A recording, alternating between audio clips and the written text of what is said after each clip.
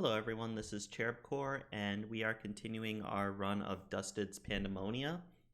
I started this probably like 3 weeks ago, but I've just been so busy with work and with my own mod that I haven't had any time to continue the stream of it. But we are at level 12 on TNT ReEviluiton, and what we're going to do is we're actually going to start with a pistol start at the beginning of this act, just because I tend to like pistol starts, and I think even though this is kind of a mod where you need to carry over items, I think starting off every cutscene without anything will make it better. Oh yes it is. Oh, welcome 40 ounce. How are you doing today?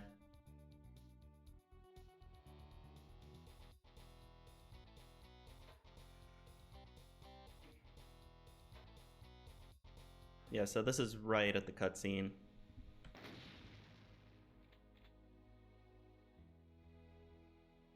Glad to hear that. Yeah, so at some point, I do want to do a 24-hour Doomer board marathon stream. I just need to find, like, the right time to do it. Actually, that was supposed to be on.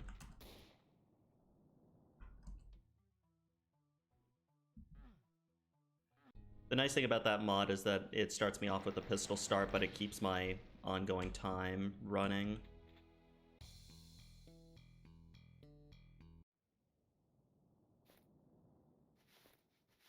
Okay, what the hell? This level's really freaking awesome. Like, I played through ReEviluiton before. Why is it not giving me a pistol start? Enable pistol start on.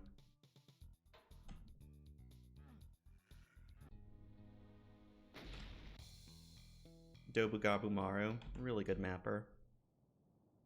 There we go. Third time's the charm.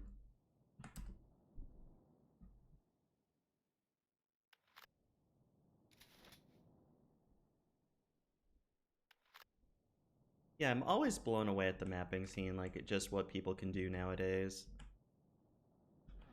And I mean, this is kind of an old map set too. It's what, like 6-7 years old now?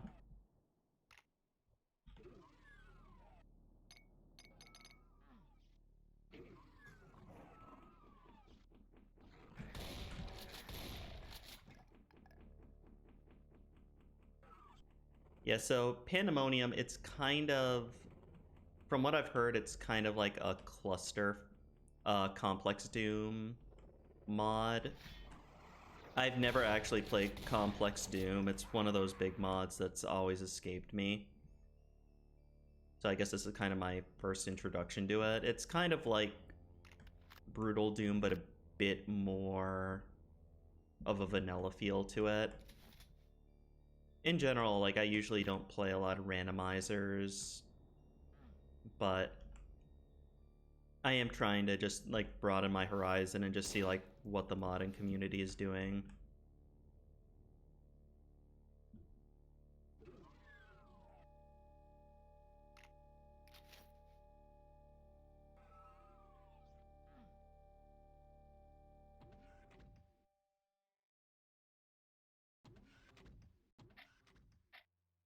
Yeah, because for the most part, like, I'm a modder, I'm not really a mapper. Like, they're two really different skills. But it's always, like, you always want to be playing other people's mods just to see what people are doing. And I guess it's like that with maps too. Like, if you're a mapper, you always want to be playing other people's maps.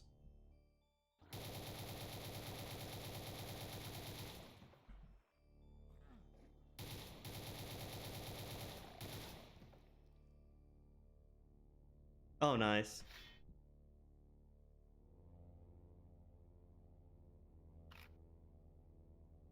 So, in terms of Doomer board projects, like, I haven't played too many of them just because I'm waiting to binge them all, but Lily White Lilith might be, like, one of my favorite map sets of all time.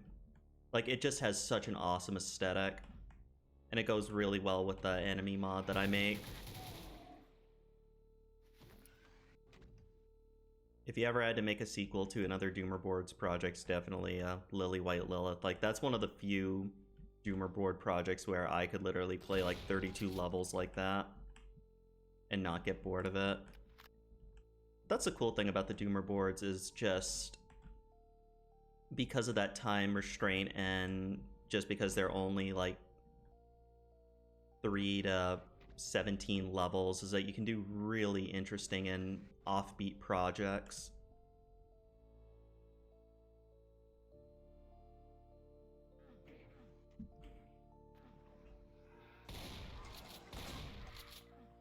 Oh, really?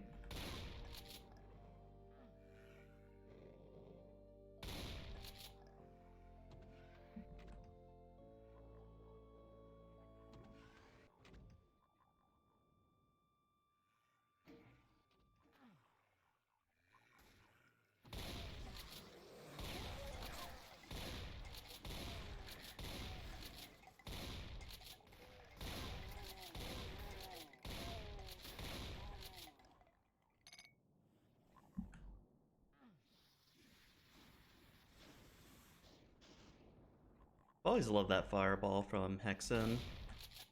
This has a nice spiral to it.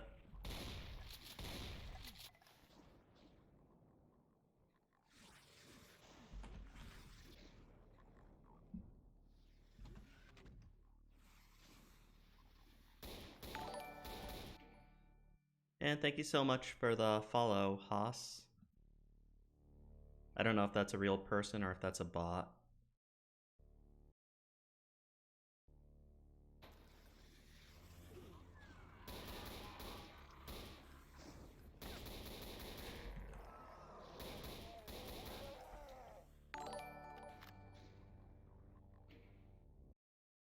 Okay, yeah, it's a bot. I have a feeling that's going to happen quite a bit.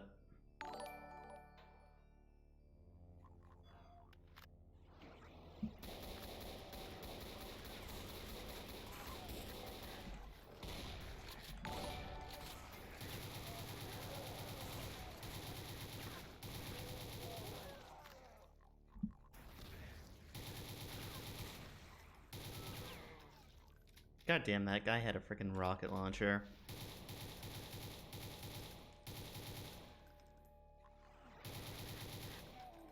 That's one of the biggest problems with randomizers, is that you just never know like what they're gonna throw at you, and they also tend to do a lot of randomizers wrong. It's kind of, your strongest variant of Imp should never be stronger than your weakest variant of like Revenant.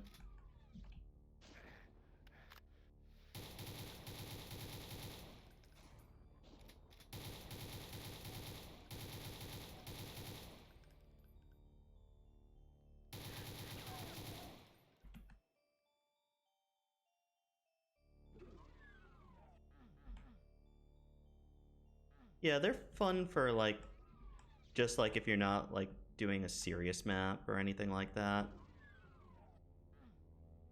But I do really prefer like just well-rounded bestiaries where every enemy has its place and purpose.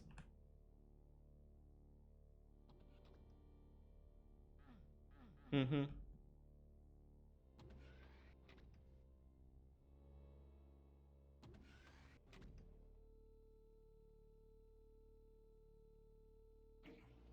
God, it's been so long since I played this level.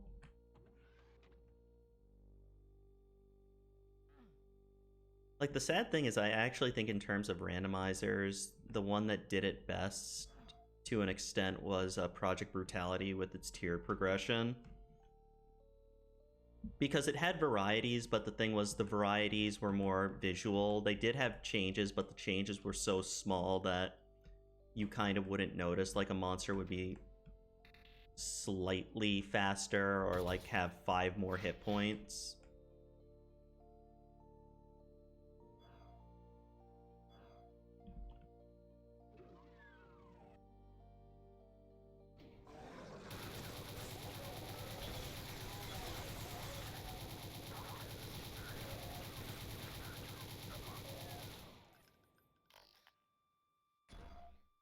also go into detail with monsters because that's pretty much like what I do with Doom is I make monsters. It's one of the few things that a lot of people don't do just because it's so graphics heavy. Which is kind of a shame because like there is something to be said about like new monsters and just thinking up how they work together.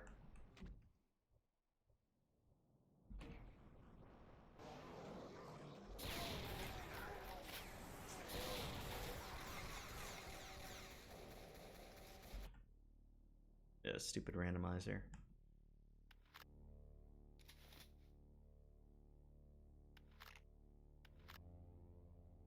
And to be fair, I mean, like, I just started from a pistol start because it's the beginning of a new episode.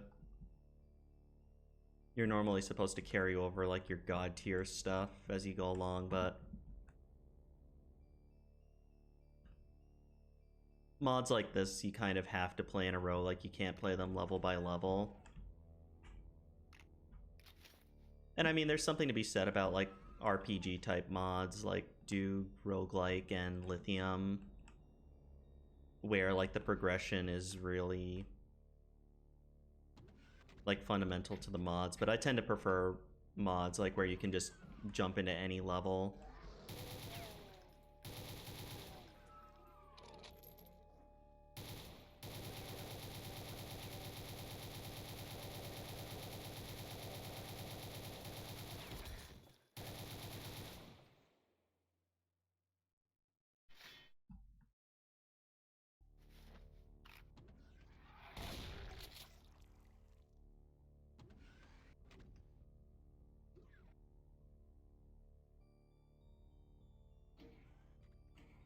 God, I love that sky texture.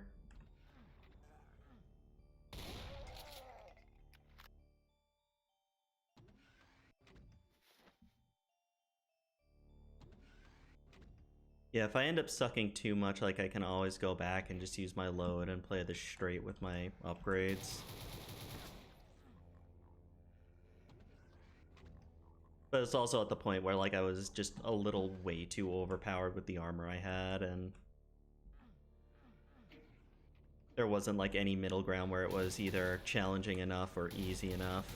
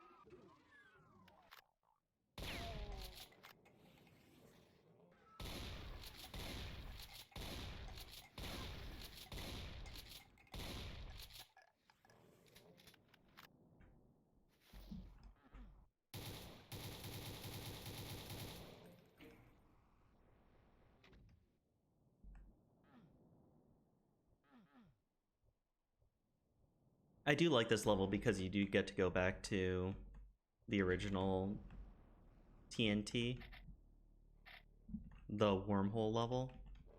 I think it's the wormhole level.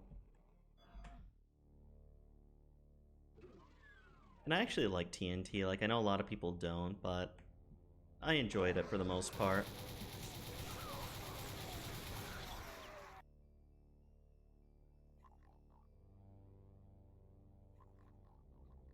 Mm-hmm. I love vanilla gameplay.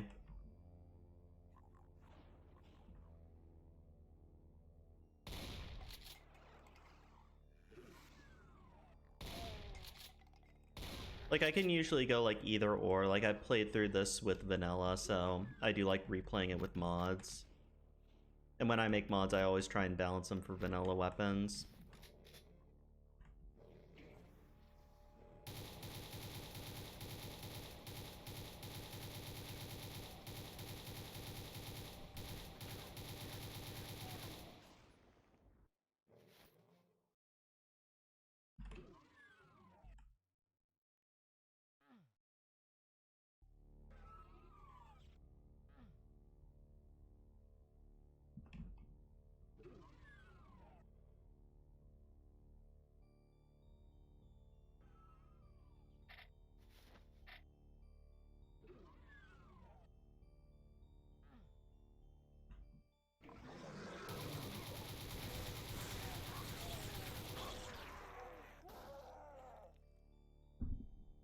Yeah, and it's sections like this where if you just don't have the firepower, you can't beat these tougher tier enemies.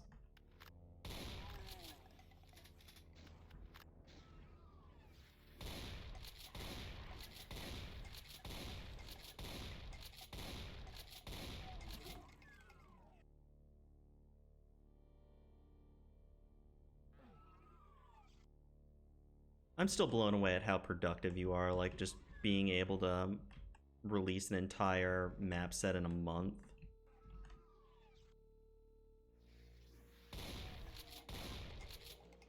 Although I think that's actually like really cool, like it just makes it so you don't get stuck on a project and you don't end up like nitpicking it to death.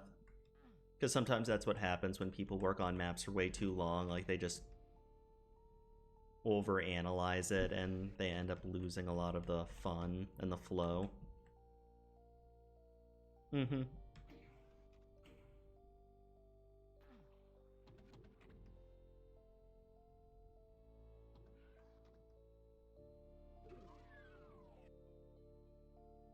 God, am I really this batshit lost?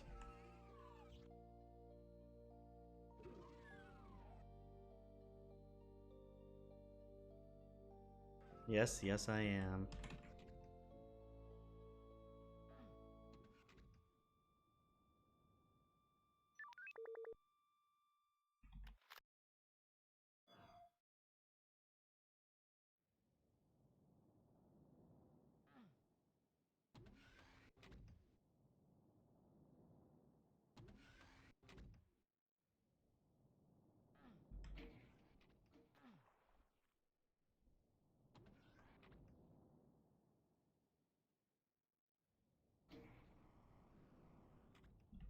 Yeah, it's easily with this map pack, I think, like this level is probably the best in terms of atmosphere.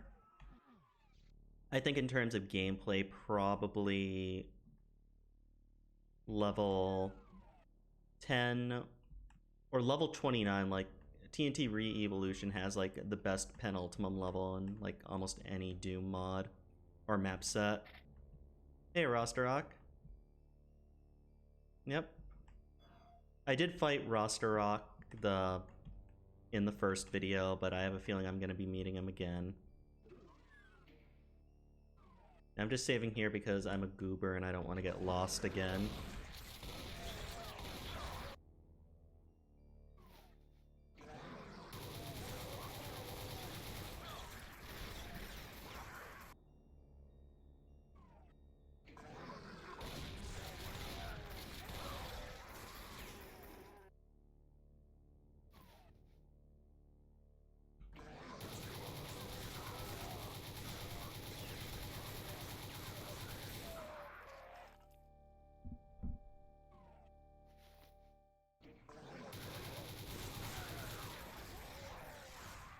Ah.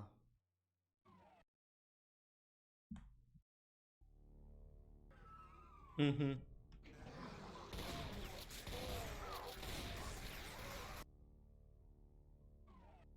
Yeah, it's a very mixed bag, TNT ReEviluiton. Overall, like, I tend to like most maps. Like, it takes a lot for me to, like, truly dislike a map or a WOD pack.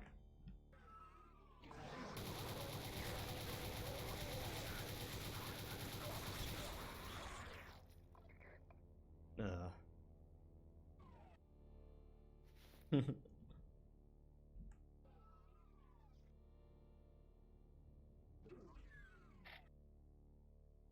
Yeah, I think it's kind of in the middle where it falters a little.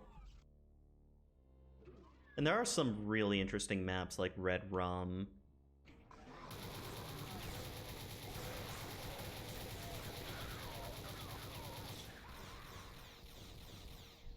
Yeah, so I had the brilliant idea of trying to do this from a pistol start, like at the beginning of each act. Keeping the difficulty amped up.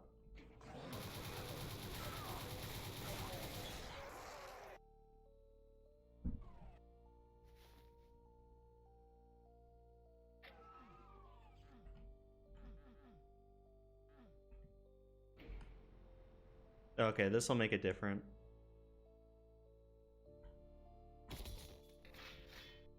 There we go.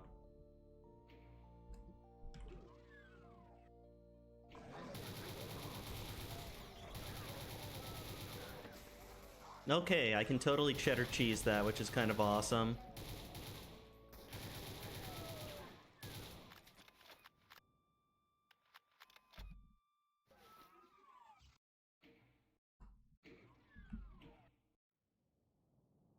Save scumming my way to victory, one save at a time.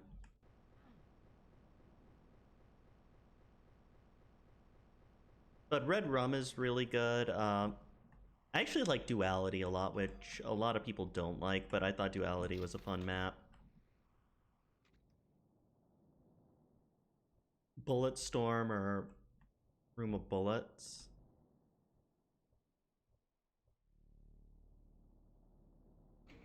Modifying the textures is very hard to do correctly.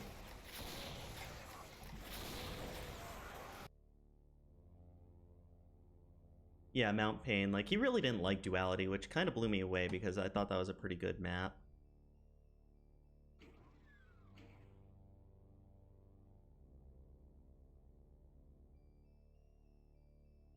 Fortress of Bullets is fun depending upon, like... It's one of those mods that I think is actually, like...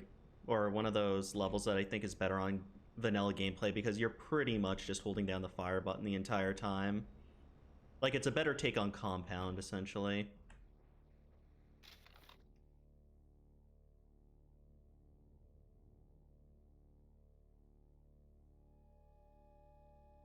Yeah, textures and skies are really hard to do correctly, like...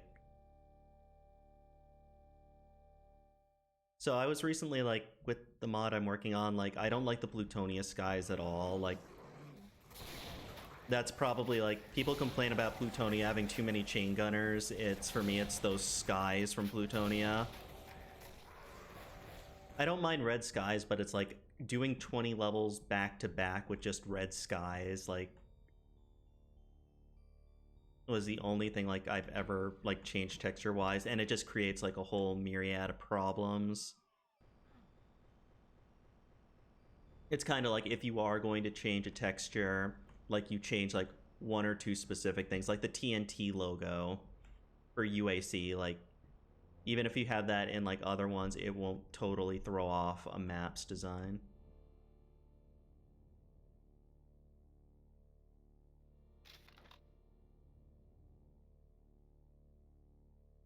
Mm-hmm.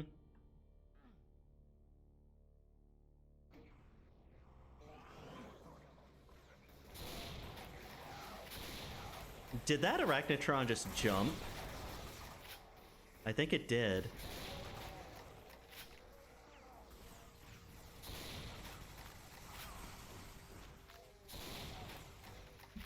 Yeah, it's kind of like if you're gonna do that, you should probably, like, put an option to turn it back if you want.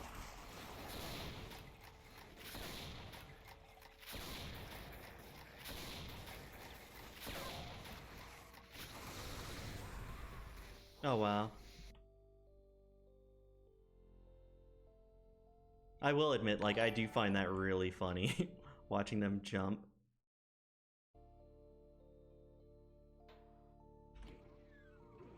God damn you, Haas, man.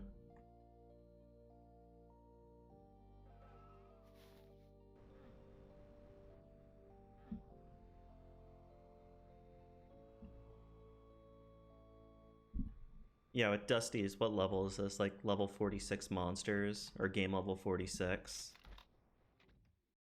That's why you keep your inventory, you don't do pistol starts with this.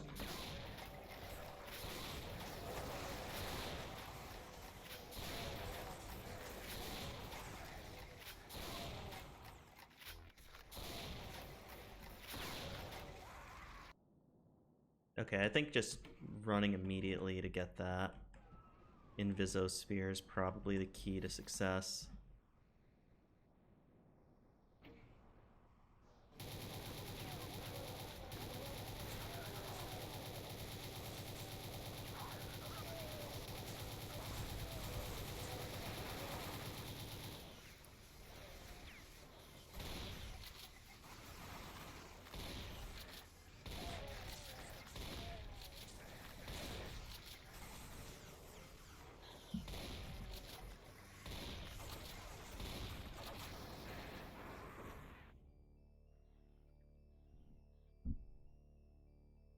An augmented Arachnotron. That seems like a better strategy. Again, if I keep dying, I'm just gonna load up my old save and continue with my progress.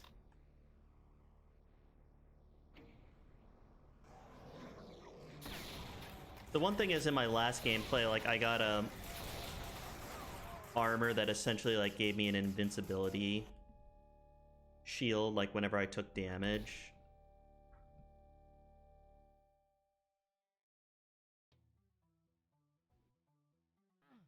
I also love that sky texture with the skull.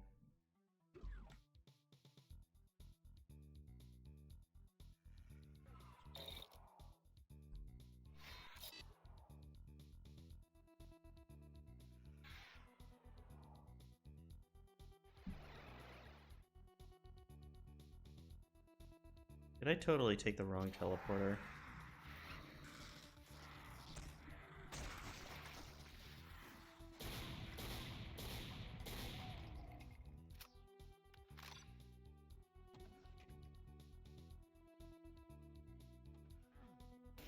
Yeah, but essentially, like, my armor's so overpowered right now that, like, if I turn on the shield, nothing will do damage. It costs cells, but it costs so few that it's not a problem at all. MIDI is great. Overall, TNT ReEviluiton has great sounds and sound effects and music. I knew I would get to the right word if I just stumbled onto it enough times.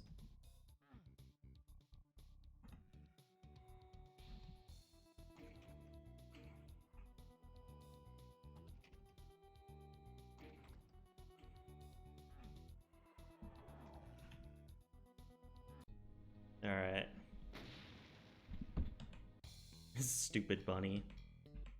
This map had a lot of people working on it too.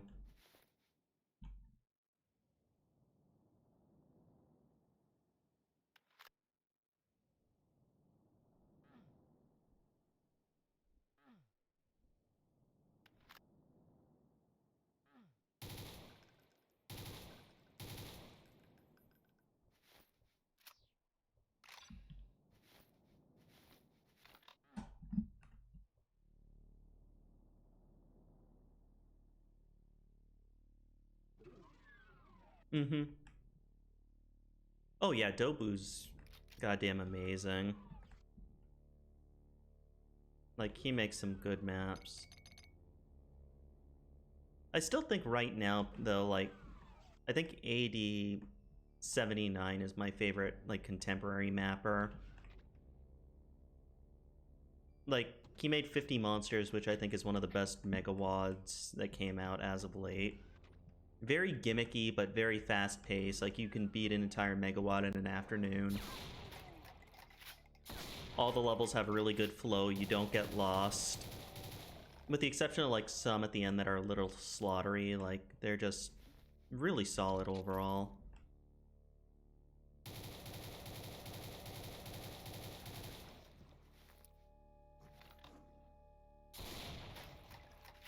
It's kind of like, I guess I've heard, like, he's like a disciple of Tarnsman, but I actually think he's a better mapper than Tarnsman.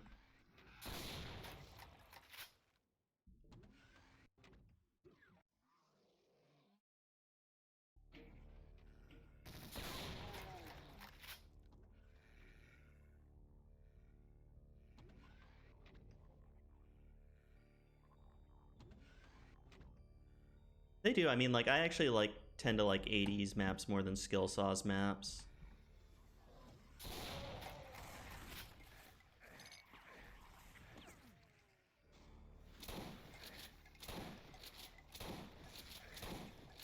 There's also a mapper he hasn't done too much. I think his name is Low G-Seer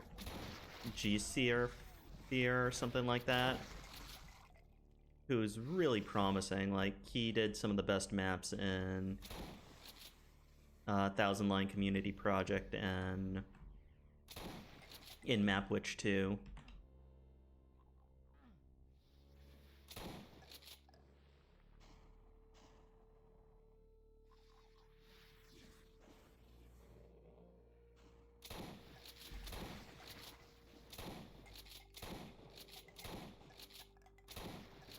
Rubik's maps are really good. Like, they're just punishingly difficult.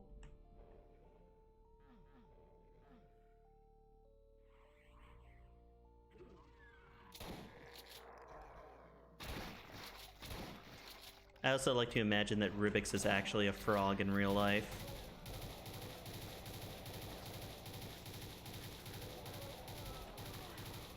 Whenever he hops around, he just says, Rubik's. Rubik's, Rubik's.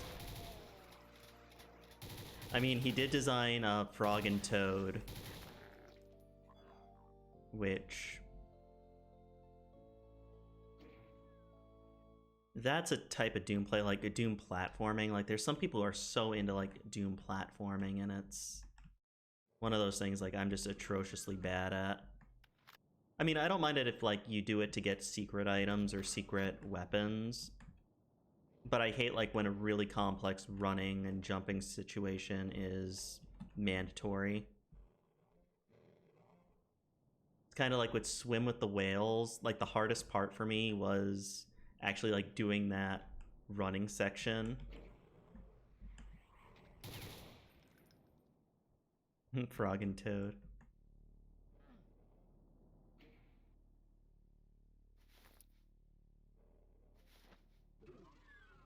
Like, watch this section that kicked my ass.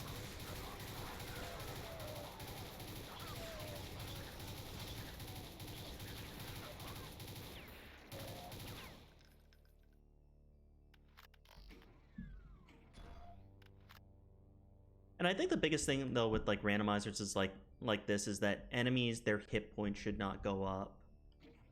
Or they should stay very similar.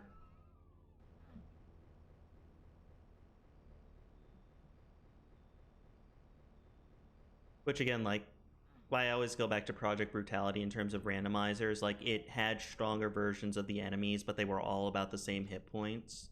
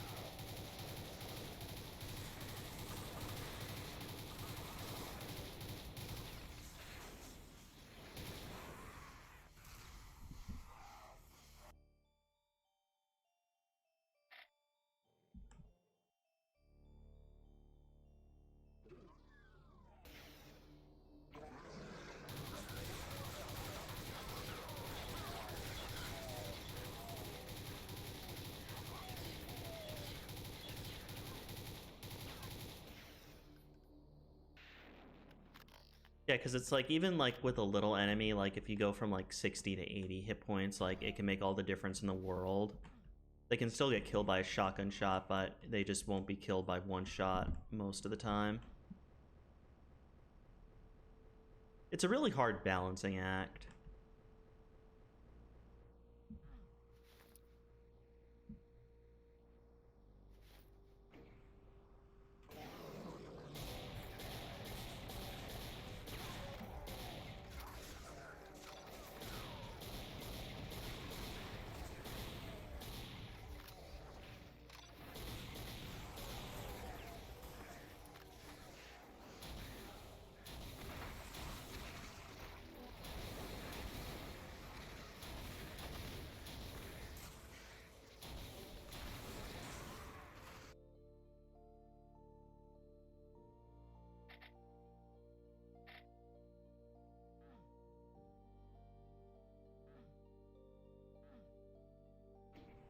Yeah.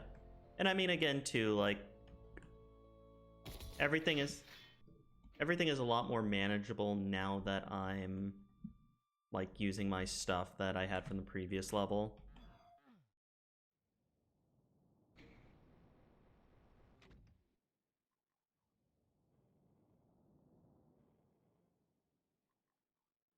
I also like when I like things, I tend to nitpick them.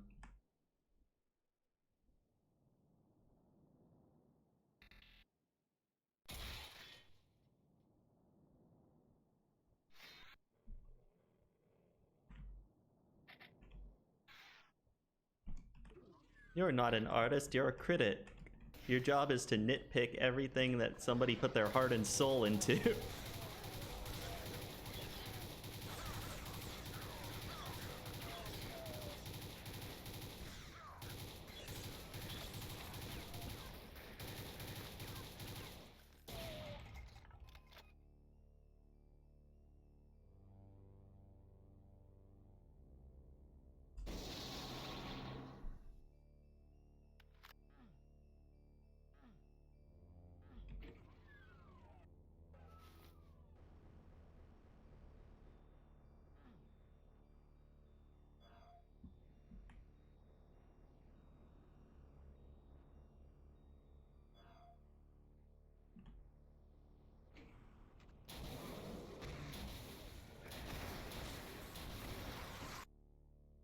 Yeah.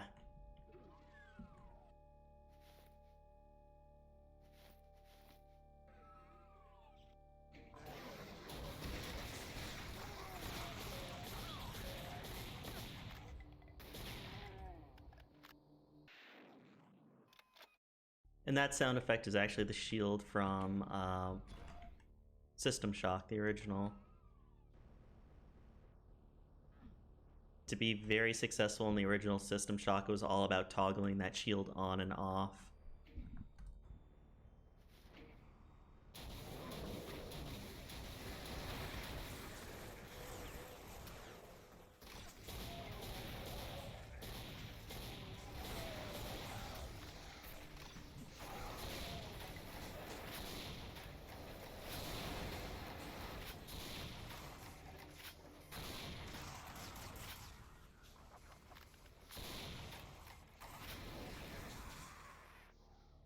God damn, that thing fires fast.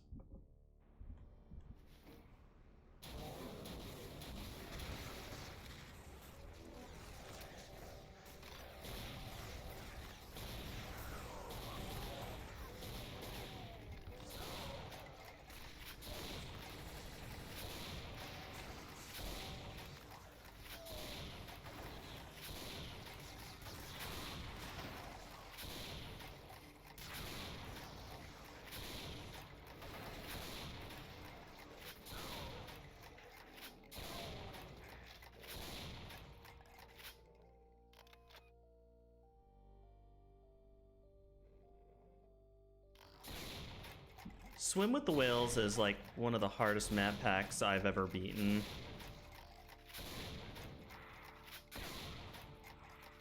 And like I remember bits and pieces of playing with with the Whales, but what I remember the most is that the secret level had a MIDI of I'm Blue, which was fucking amazing.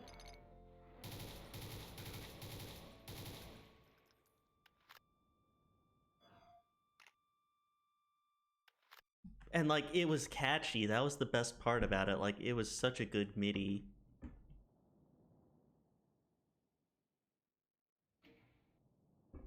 still, the best MIDI ever is Easy Lover in Lily White Lilith. Like, I didn't even realize that was a goddamn Phil Collins song until, like, I looked it up. It was like, wow, this is so freaking catchy. I wonder where it's from. Holy crap, this is Phil Collins.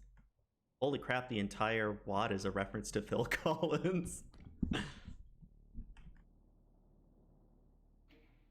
Oh, Phil Collins. Uncle Phil.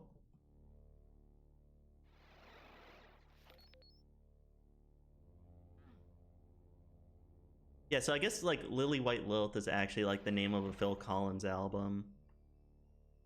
Or a Phil Collins song. I think when he was in Genesis. I mean, the funny thing is, like, I really don't know too much about Phil Collins. Other than that South Park episode where he was angry at Timmy's band.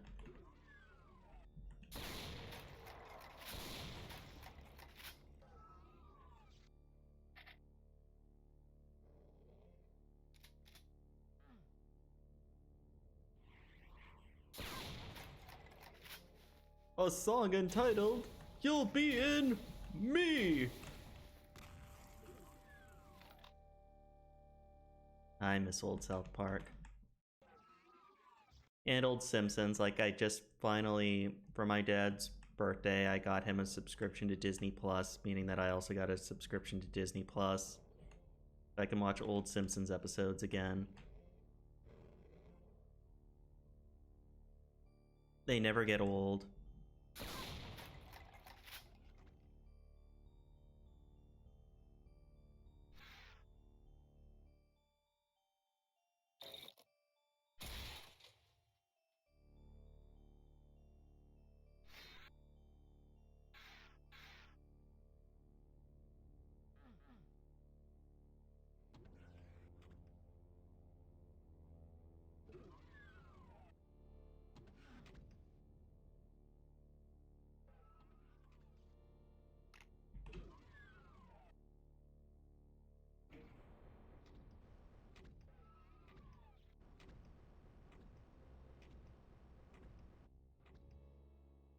Yeah, this level is really how you do atmospheric music correctly.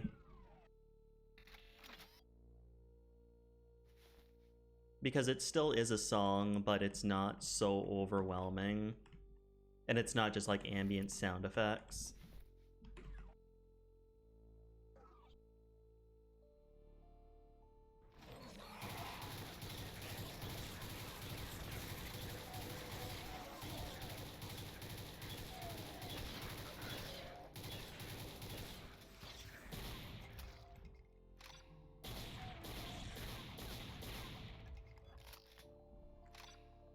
So there's that imp, the Franken-Sprite imp with the face on its stomach. I'm still waiting for somebody to make a Franken-Sprite of an imp with a face on its butt. Or like a cyber demon with a face on its butt. And I mean, it would totally make sense. I mean, hole to go in, hole to go out. Trying to be as gross as juvenile as possible, but I mean, it would logically make sense.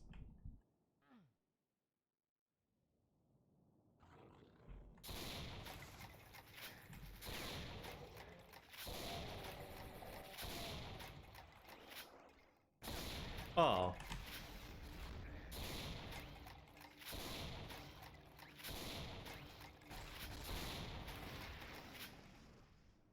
You thought you were so clever.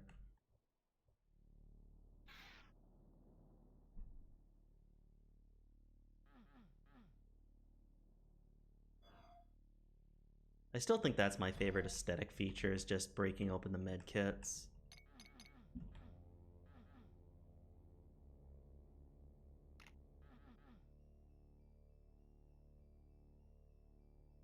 And again, like, if I did not have this armor, this section would be so insanely difficult.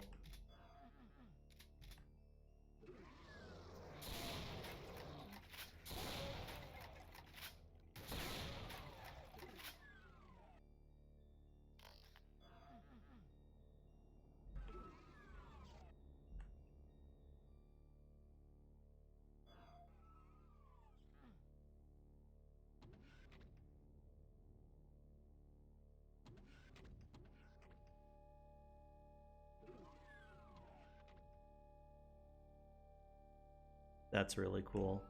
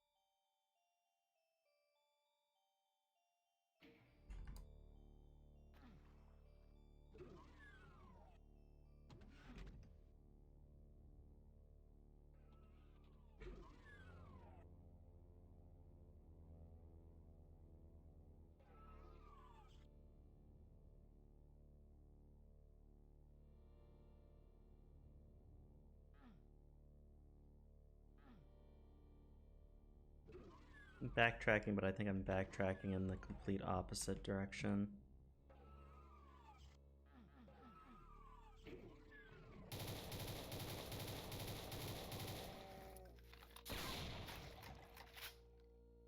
So gameplay-wise, and they actually changed this with Project Brutality, I wish the double-barrel shotgun was the first thing that came up instead of the automatic.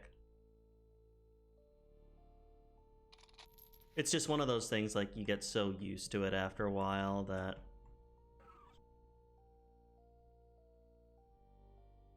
like, until you reteach yourself. Like, I had that issue with Combined Arms version 2.0 with the Artificer.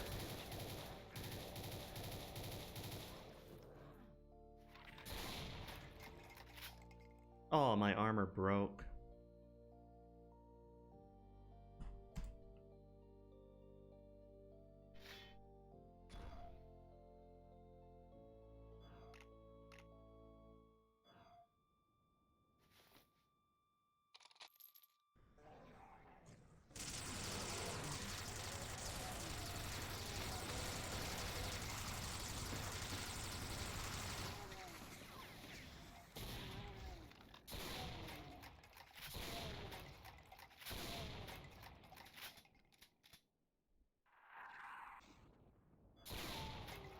At least I can actually use my plasma, I guess, as a real weapon.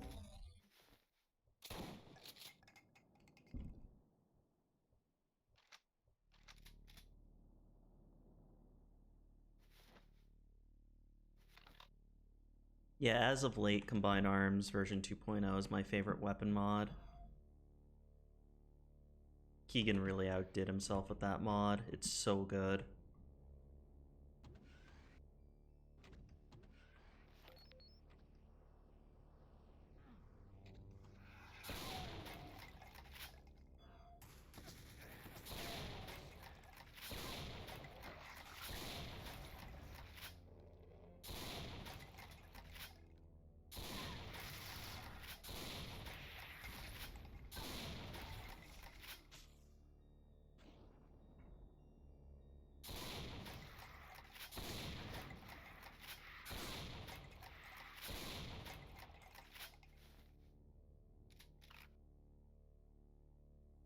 Yeah, I think once I get done with my Angel mod, I'm gonna, like, try and do some traditional Doom sprites. Like, I really want to do the Frozen Soul.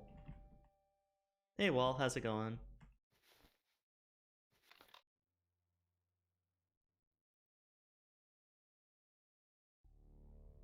Oh yeah, I can tell because it says UMC on it, not UAC.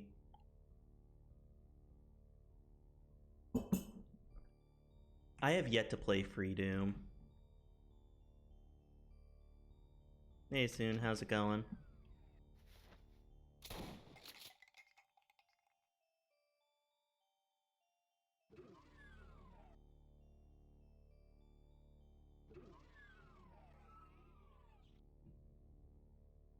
We are playing us some TNT.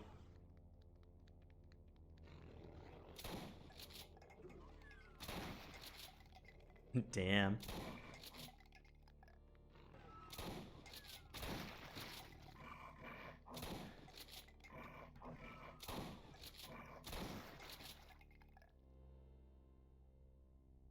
I do love leaping pinkies. Like, I think it was Nobody Told Me About Id. Their jumping pinky, like, it puts its arms and its hands behind itself, so it looks like a chicken jumping at you. A wingless chicken. Or a featherless chicken. Delicious chickens.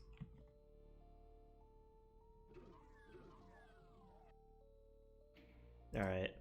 This is where the level gets good. Also, I have 69 rockets. That is hilarious. Because I'm just that mature. Nice.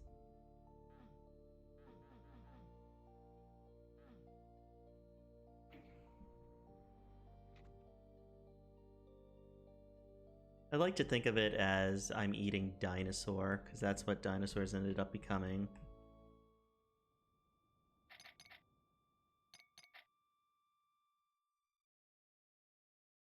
Here we are.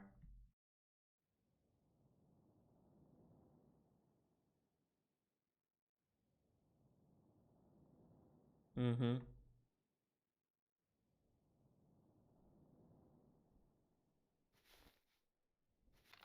Yeah, this level, it really is such great atmosphere.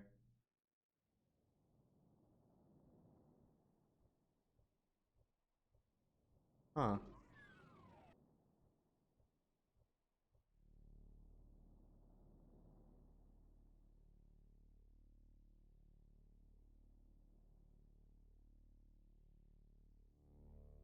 Yeah, there's a couple Doom levels that just have amazing atmosphere. I think atmosphere-wise, though, the single best level I've ever seen was Purgatory Technologies by Antares 31. Like, by God, like, that level was freaking creepy.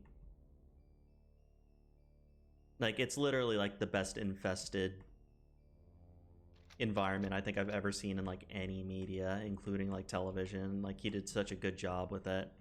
And it's only vanilla textures, too, which is kind of crazy. But he also, like, maps on a whole nother level.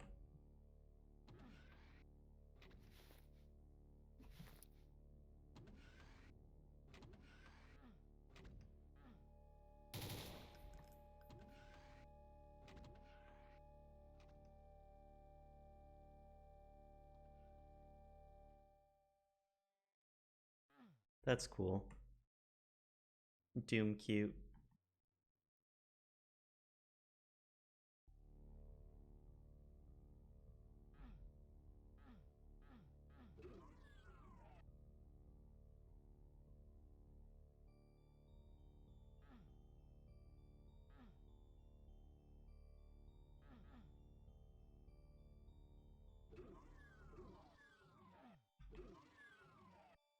Are we going to fight Hans Gross?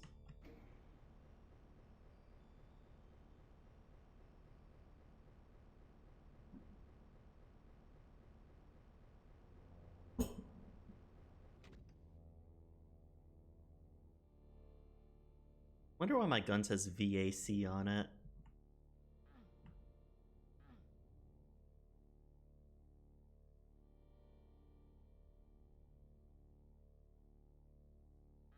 Yeah, so I make a mod.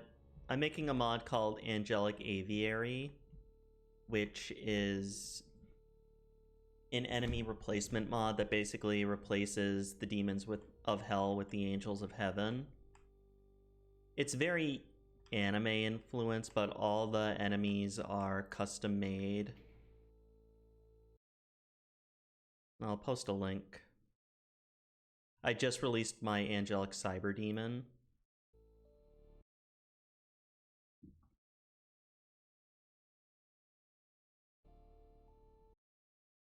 But it is an enemy replacement mod that is heavily focused on prioritizing enemies, like even more so than like traditional Doom. Like you can kill enemies in any order, but it's like if you don't go after things like the joy elementals that resurrect enemies, you're gonna have a harder time. If you attack the Virtue Virgins, the Baron replacements, they get stronger as they take more damage. So a strategy with them is you want to try and save them for later and not do damage until you can just focus on them. The Cyber Demon, basically, when you kill her, her ashes form into a red egg that hatches into a stronger version. So basically, you have to think about when you're actually going to take her down. You either have to kill everything else so you can focus on the egg, or you have to create an opportunity where you'll have enough time to destroy the egg before it hatches.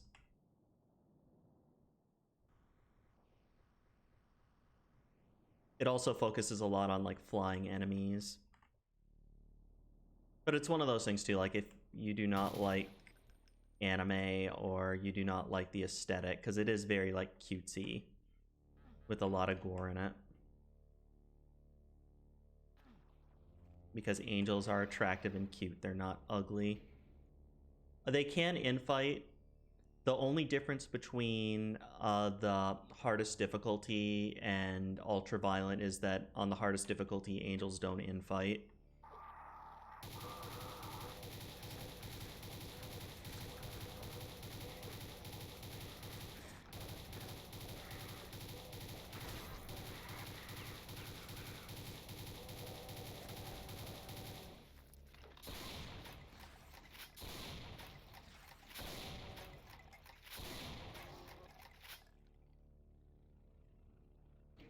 But basically, I recommend, like, ultraviolet. It's balanced for vanilla, but if you're playing with, like, a weapons mod, set it so that they don't infight. Or if you're playing it on a powerful, if you have, like, a powerful weapon mod.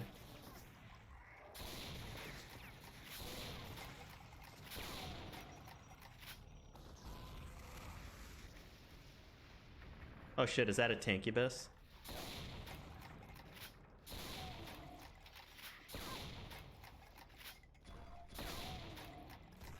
It is, and I like it because it's a very subtle way of increasing the difficulty. Like, certain enemies can accidentally kill each other, like if they get in crossfires, but, like, they won't infight. Beaten to death by a hollow.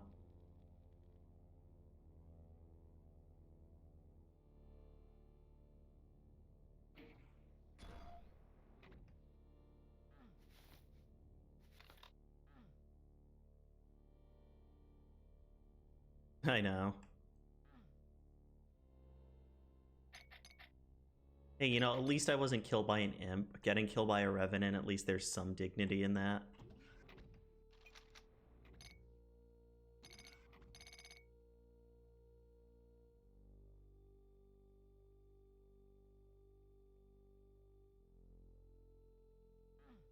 It's funny, as, like, a little kid, I hated the Revenant. I thought it was so stupid compared to, like, all the other demons. Now that I'm older, I think the Revenant's badass. It's a skeleton with a rocket launcher. What's not to love?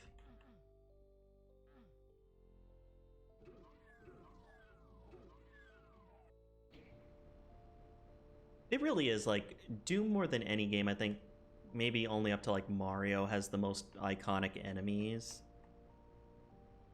Which is what I think a lot of games lack, is, like, just iconic enemy types. Because for a while it was kind of like you had your generic soldier with a gun.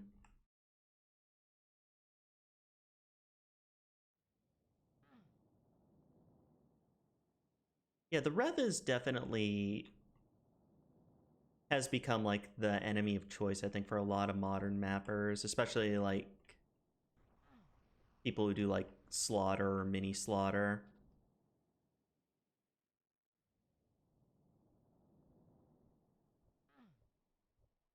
And I mean, like, they do have pretty good stats. I mean, like, they go down quickly, but they do take 2 super shotgun shots. Their missiles are hard to dodge.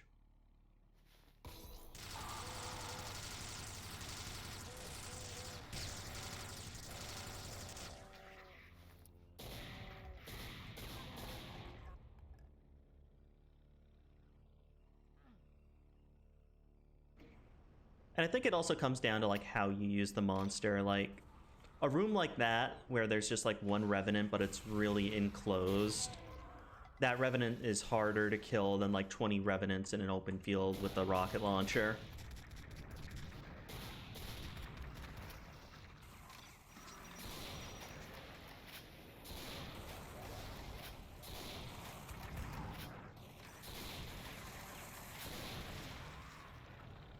Damn you, Tankybus.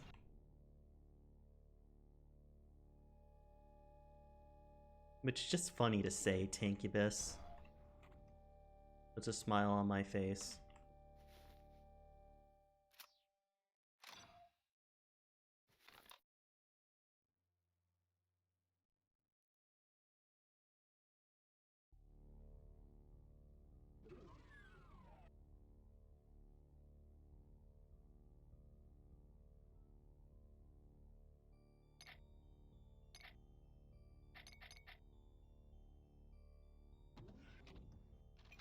Yeah, for me, the biggest thing always with mods is balance, like both with enemies and weapons. And it's a really hard thing to pull off correctly.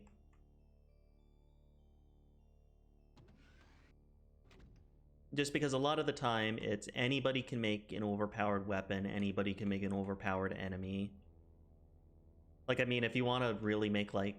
It's one of the reasons why I'm not a big fan of, like, Russian Overkill or a lot of Pillow Blast mods stuff. Like, they're incredible stuff, but I mean, essentially what his mods boil down to is somebody going into Decorate and changing the pistol damage from 5 to 9,999. I mean, if you do that, you've essentially made a Pillow Blaster mod. And I mean, he does amazing stuff, like, but I think that his stuff is so overpowered that it kind of weakens the replayability. Like, if you took Russian Overkill and you balanced those weapons, it would be so amazing. And I mean, he has gotten better over time. Like, Guncaster was better than Russian Overkill, and Trailblazer, I think, is better than Guncaster. Just because you're not as OP.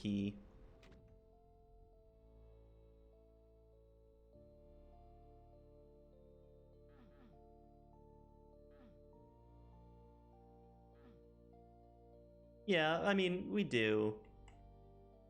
And that's just, for me, like, it's a personal preference. Like, I like mods that are very balanced. Like, balance is always key to me.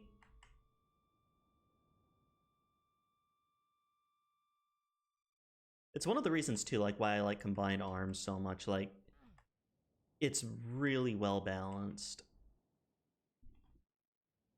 Like, some of the stuff, like the Icarus launcher, is way too overpowered, but it's just, overall, like, it's a really challenging experience. Your weapons are really strong, but you're not godly.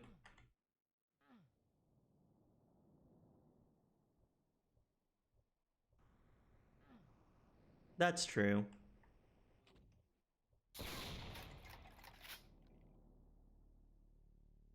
At the same time, for me, though, it's like, if you really want to be overpowered, just throw on God mode and give yourself a BFG.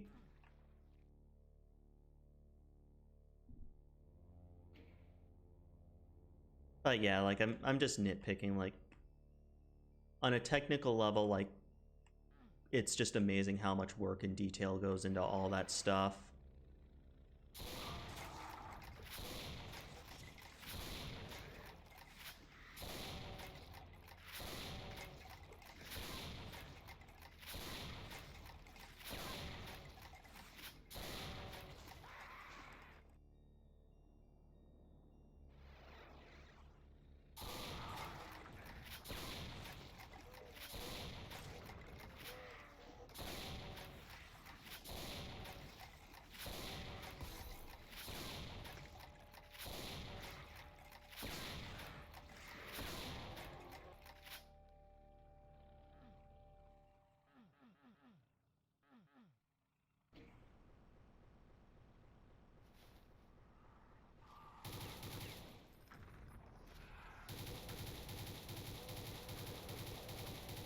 And I guess, like, those overpowered mods are really good for, like, slaughter maps.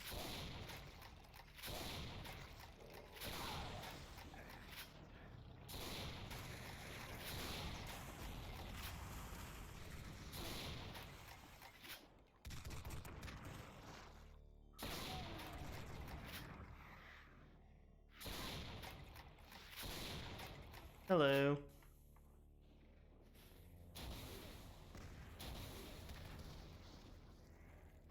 True.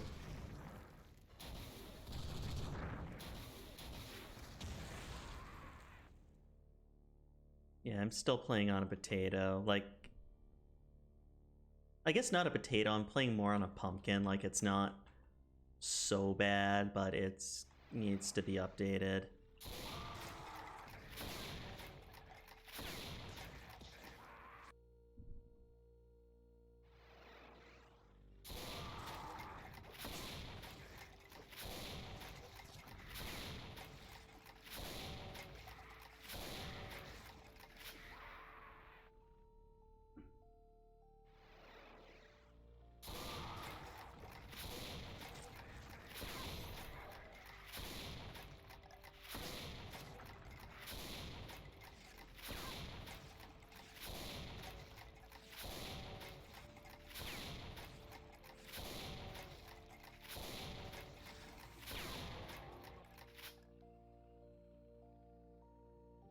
Trying to think, like, the other really good, like, balance mod that I like a lot. I haven't played as much of it as I've like to as of late is High Noon Drifter. Like, that one's really good. Nakunaru's really good. Like, you're a little overpowered, but not super overpowered.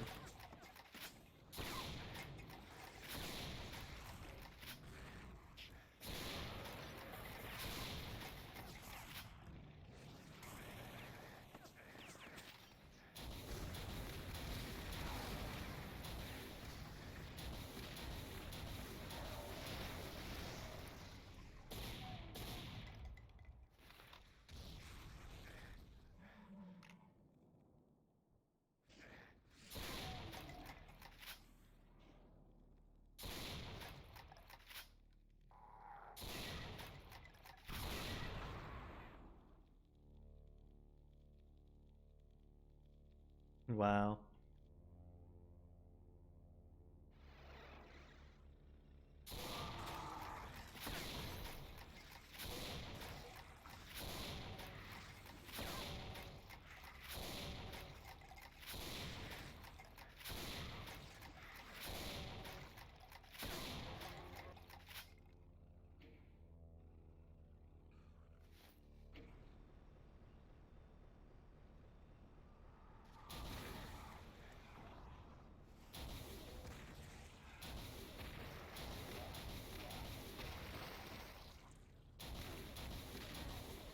I do like the giving effect in this a lot.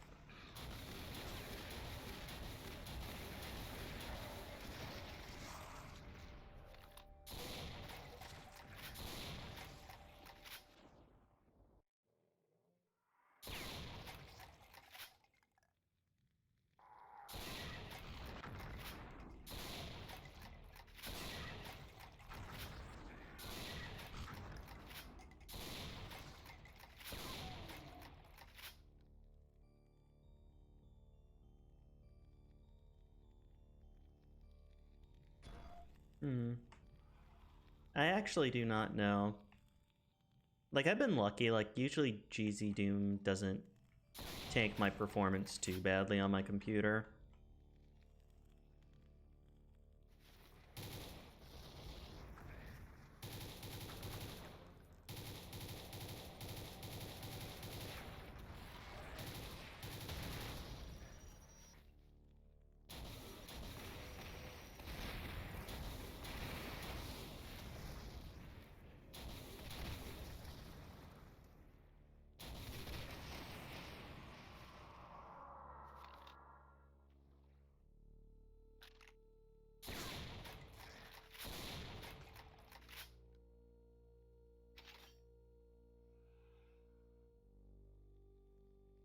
The other side thing is I really wish that enemies would drop, like, little health power-ups.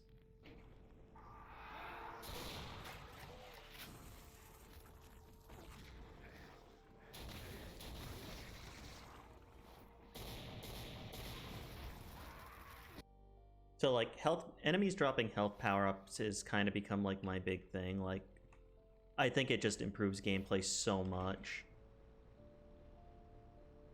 Like, even if it's just like 1 or 2 health drops for like a big enemy.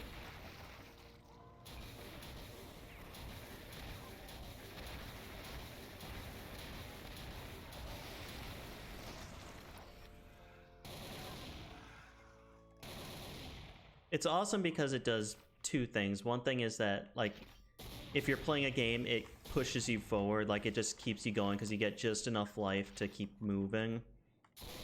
But the other thing it does is if you're a good player, it rewards you for just good skill.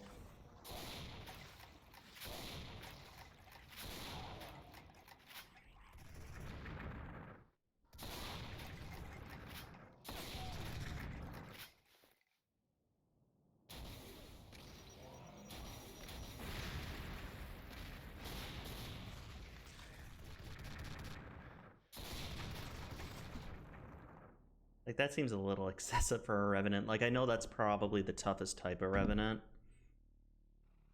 But damn.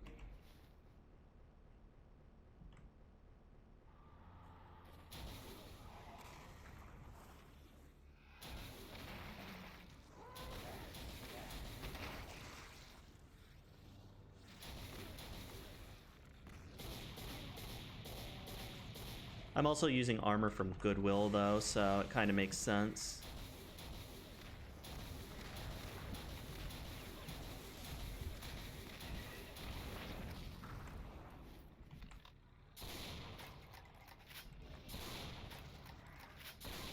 My Goodwill armor.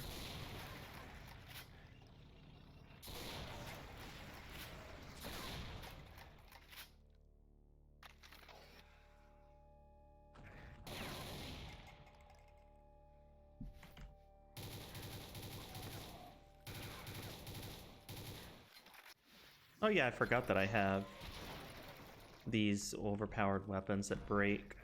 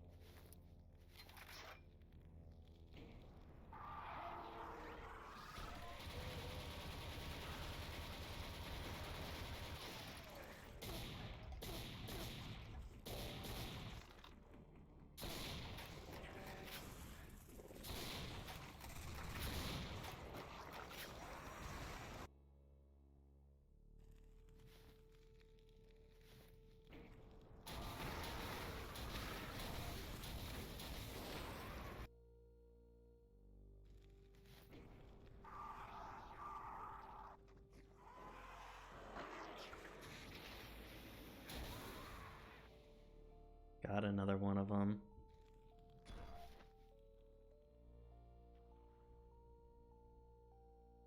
Nuts one. It's just fine. Oh, that's cool.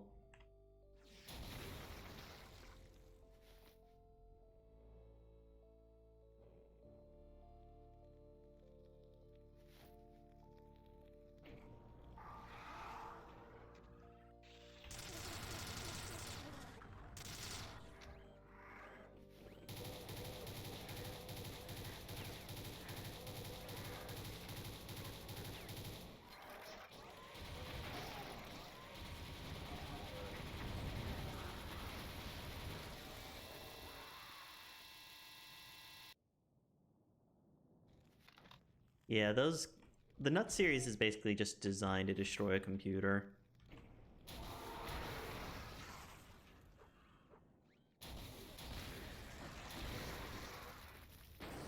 Ugh.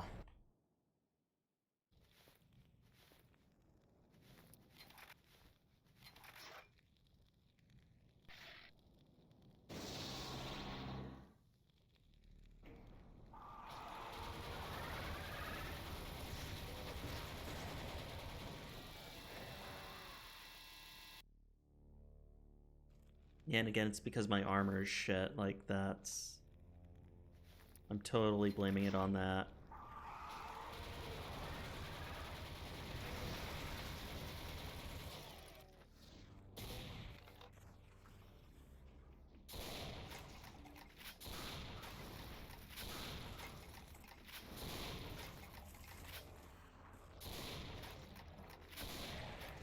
Ah.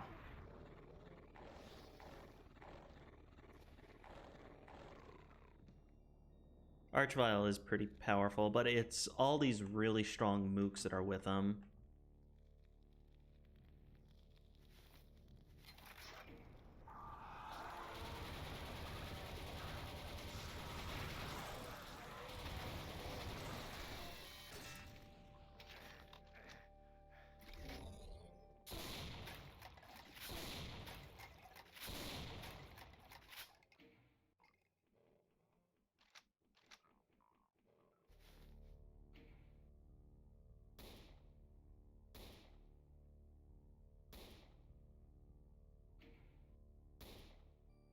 Okay, so it is V.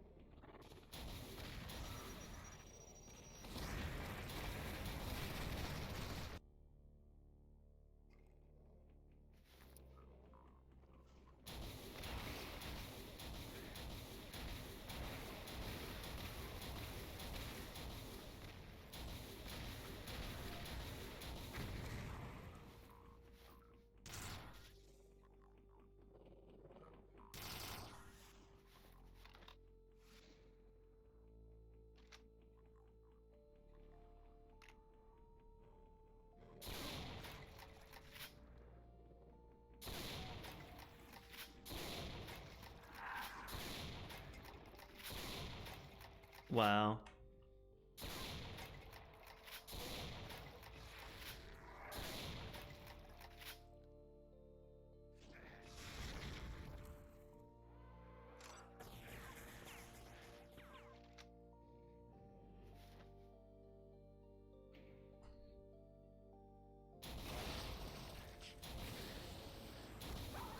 Yeah, like I'm totally just scum saving right now.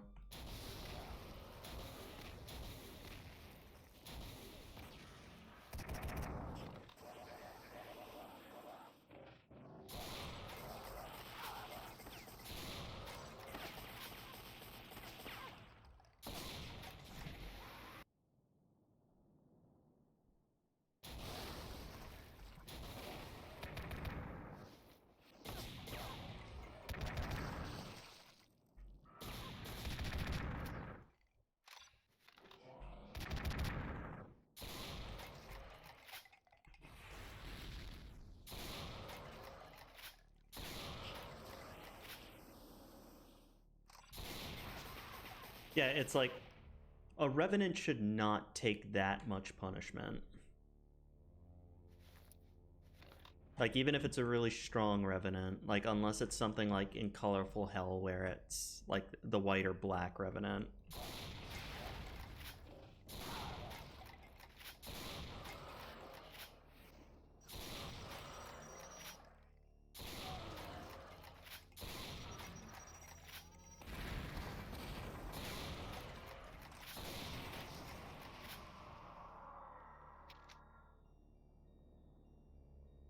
And I mean, it's not like that's a boss. That is a basic enemy type.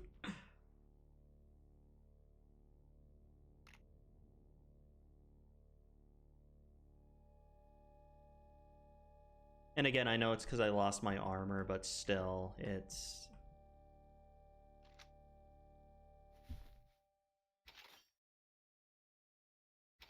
I will say, at least, like, it gives you a little bit of warning before it's going to start firing. 8,000 monsters, wow.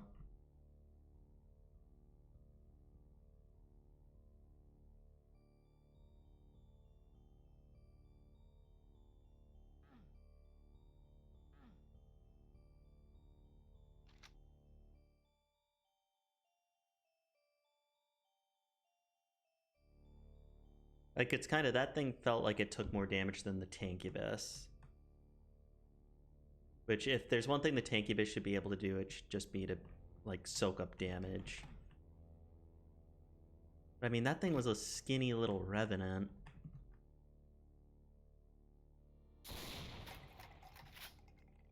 Just trying to figure out where I go now.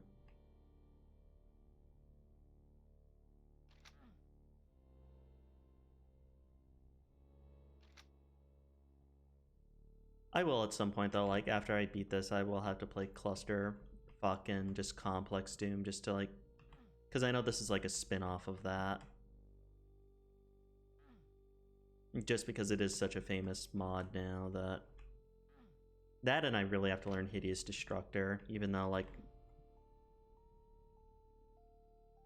That's kind of like the rite of passage for, like, any Doomer, I guess, is... understanding Hideous Destructor. Which I played a little bit of it, and, like, I beat a couple levels in Act 1. But there's just... It's one of those things, like, you just have to keep track with so many systems and learn a lot of exploits. Use that herp and use that derp, and everything will work out in the end. I think, though, like, the next one I'm going to play is Doom Roguelike Arsenal, though, just to really... I love Yule's mods, and it's Yule's magnum opus, and it's the one that I have the least amount of experience in.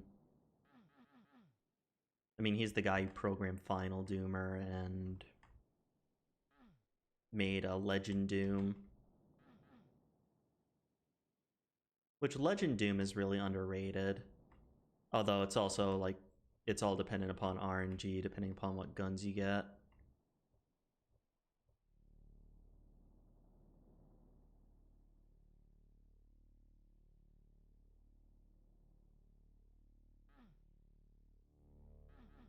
Like, I honestly don't know where I'm supposed to go. It's probably right in front of me, but I'm just that dense, I guess.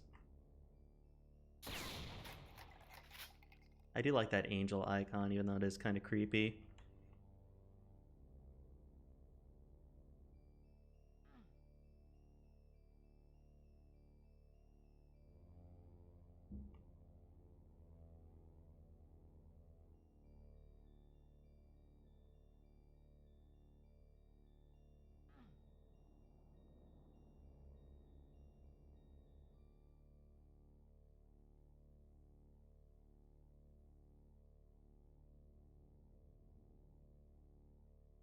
Yeah, I don't know too much about Zandronum.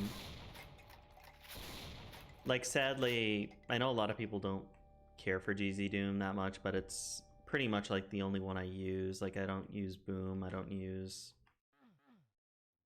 Chocolate, I don't use any of the other source ports. More just because GZ Doom is really easy for modding. You just drag and drop or use ZDLR.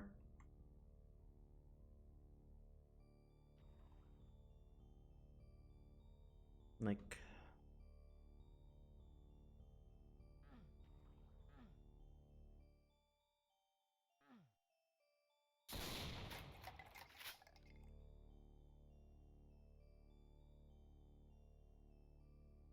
Again, like, I know it's probably right in front of me.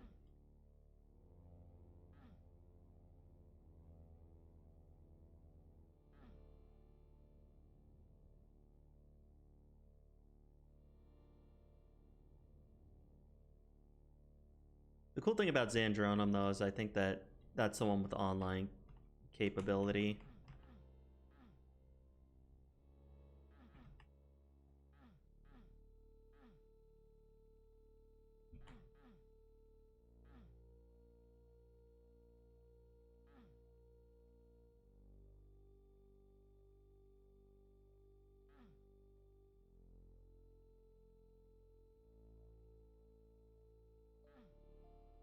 Oh, here we go. I really wish that there just would have been an arrow saying this way, stupid.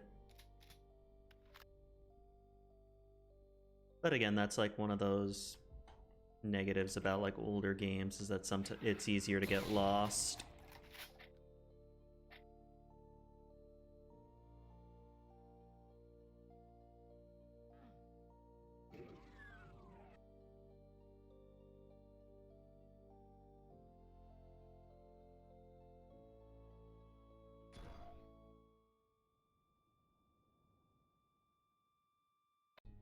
Really, really cool level.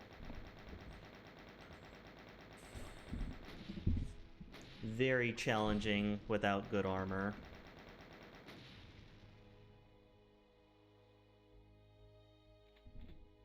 Jaws in Space, also a great mapper. Oh, I remember this one a little bit.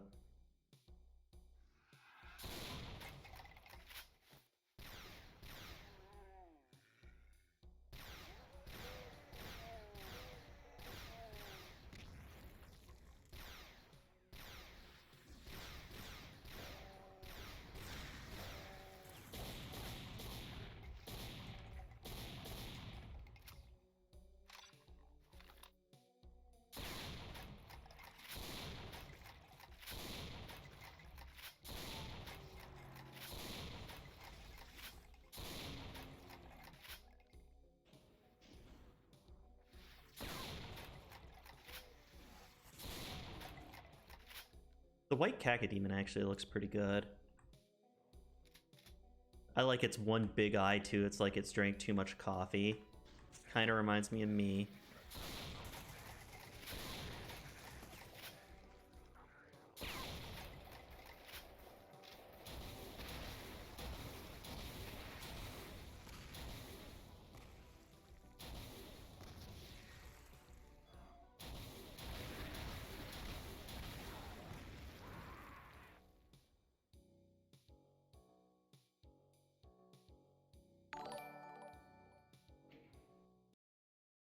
Oh, thank you so much for the follow, man. Tunas. I probably butchered that.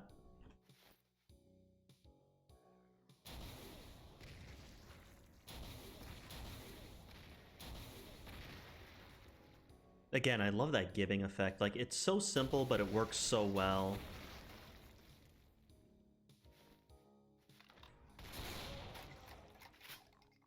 Oh, I think I've seen your stuff. Have you done that Zergling and the Hydralisk sprites? Like, I think I've seen that on Discord. Nice.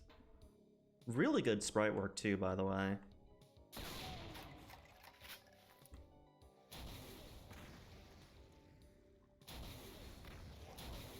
Well, if you're ever interested in having somebody like playtest something, just grab me or hit me up.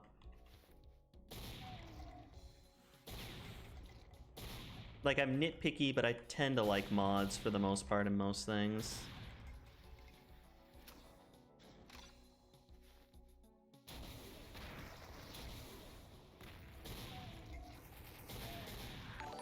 Another word for nitpicky is just whiny. Oh, nice.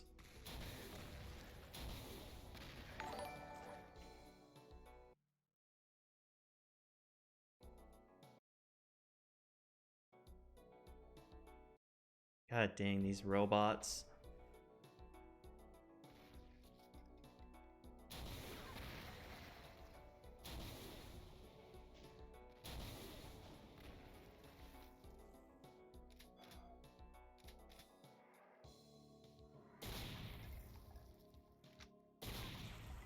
So this happened to me once, like back when Doom 2016 came out. Like, literally there was a day where like every single person got like 600 follows.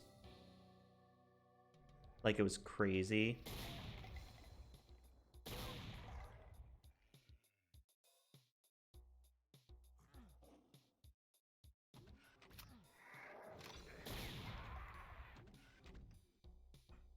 I got eaten by a specter. That's not too bad. Yeah, like every now and then, like these bots will come and they'll just like flood streams with follows and likes and things like that.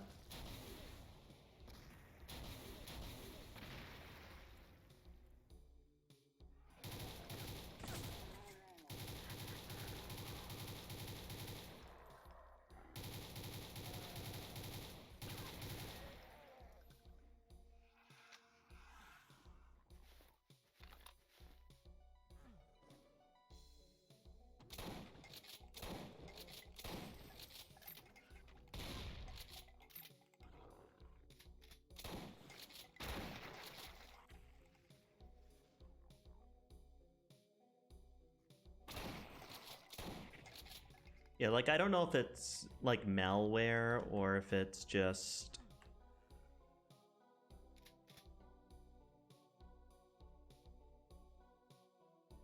to talk to not robots. I don't trust the Metal Menace.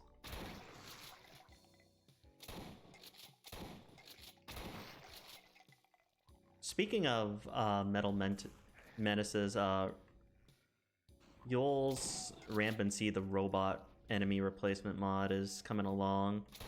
Like, it sounds like he's gonna do a big update to that pretty soon.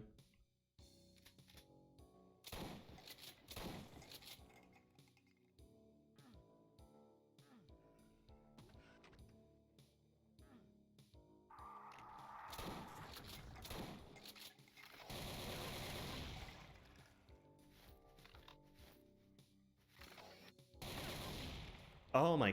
Oh, that's a shotgun chain gun. I thought that was just a chain gun.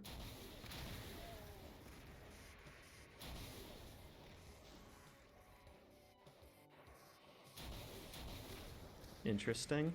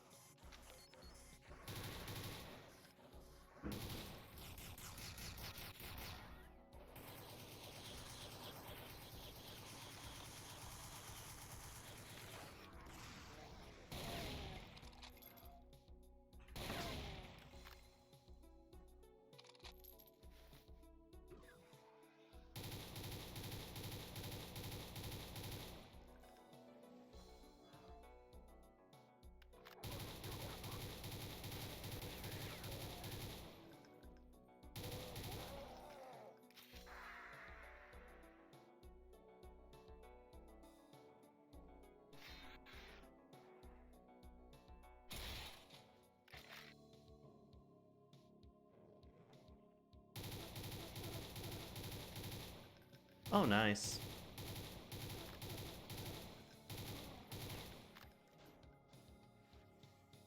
Yeah, Blender is definitely a very effective way to make sprites.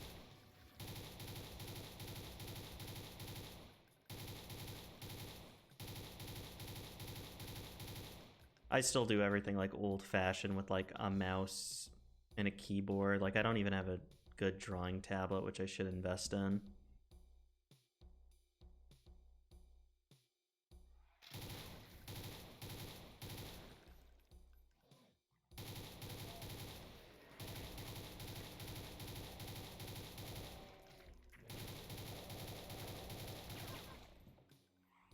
Like, I love working with the mouse and keyboard and just with pixels, just because it does give it a very unique feel. The downside is it's just so freaking time and labor intensive. That's why my Angel mod has taken so long to do.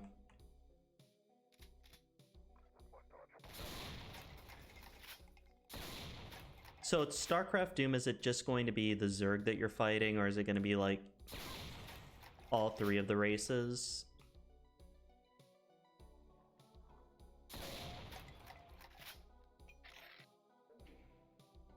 Karen's already finished? Oh, cool.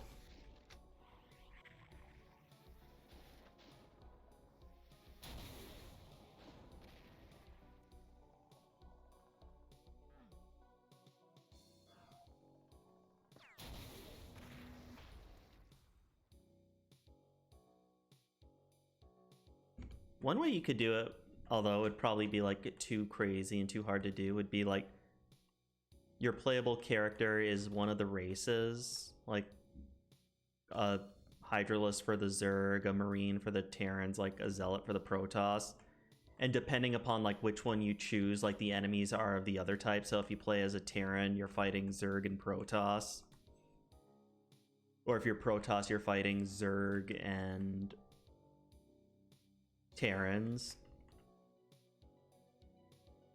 Or if you play as Terrans, you'd also be fighting other Terrans because the Terrans don't get along with each other. Centered weapons or not.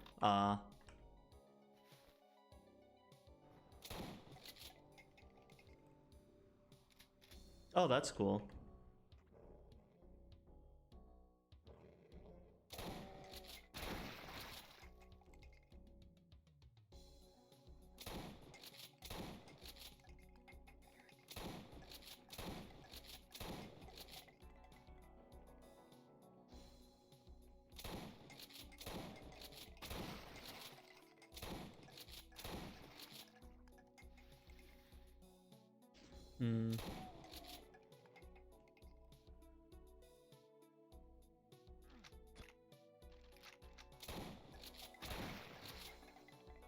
Yeah, that's a tough choice.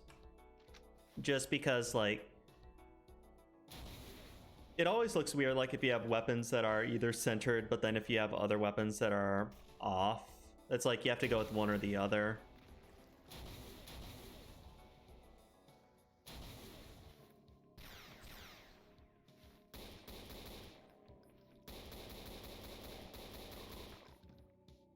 I do love this pistol sprite. I think this was the 100% pistol in Combined Arms.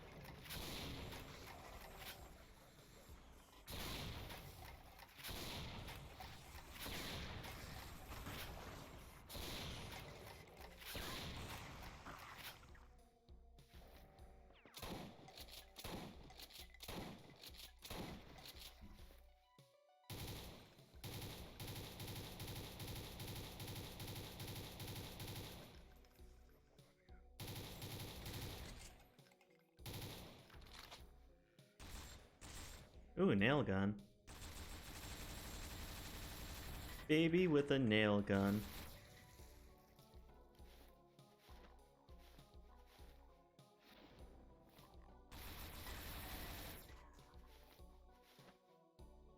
And I have a totally blank spot where that weapon broke.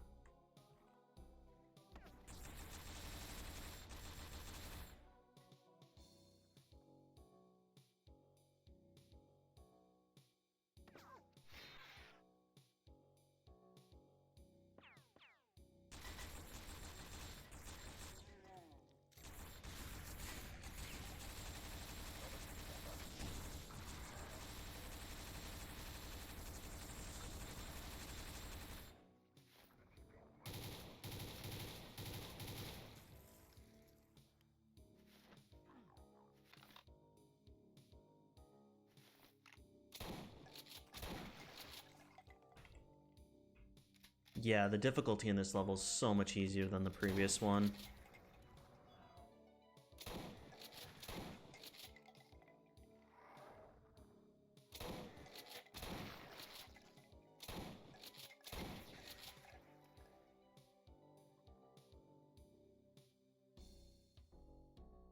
Yeah.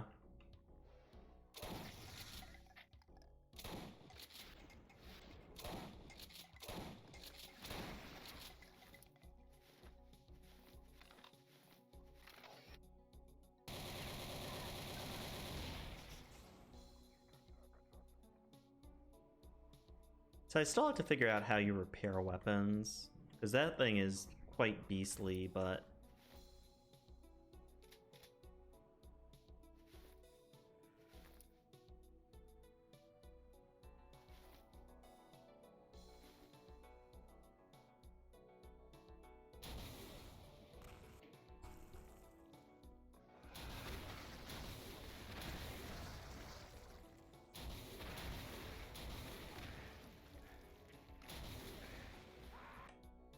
I also have a ton of rockets.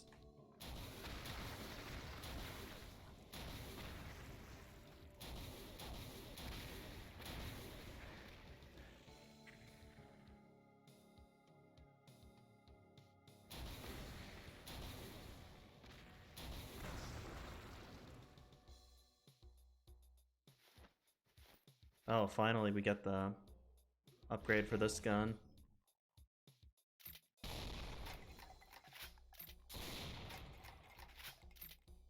Shrapnel.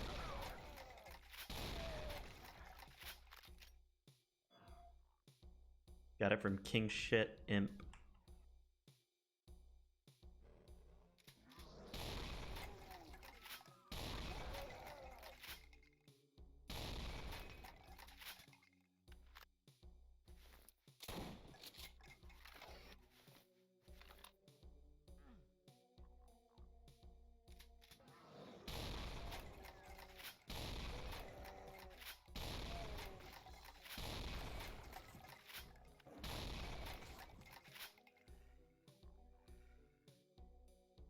Kill.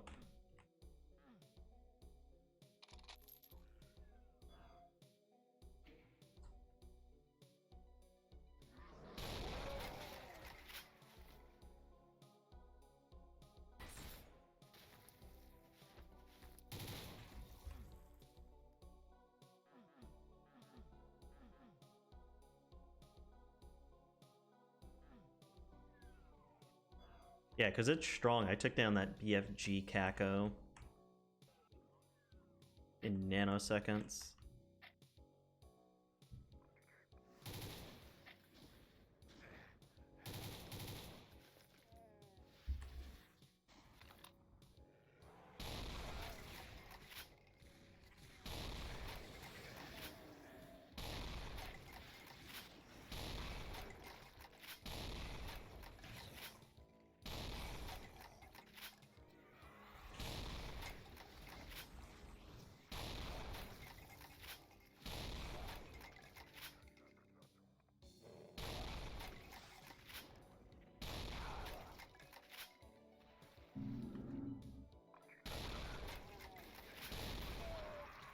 At least I got him as bad as he got me.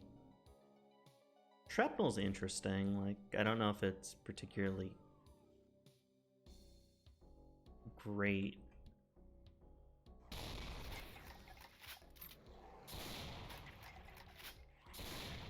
Because it seems like you sacrifice range for just pure damage.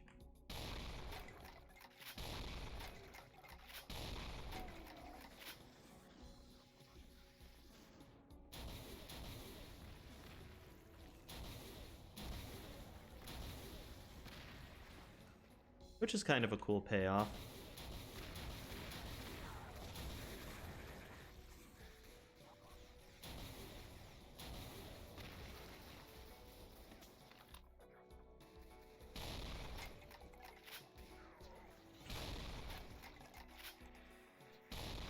Oh yeah, that's actually a really good idea.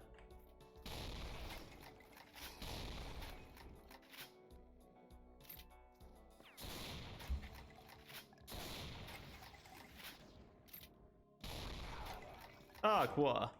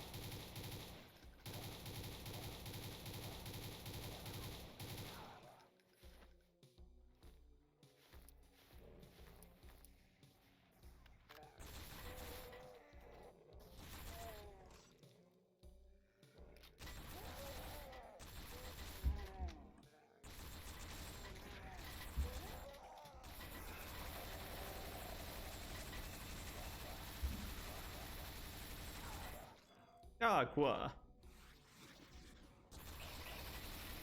Die, Pinky. A pink imp, that's not right. At least it's not a yellow imp.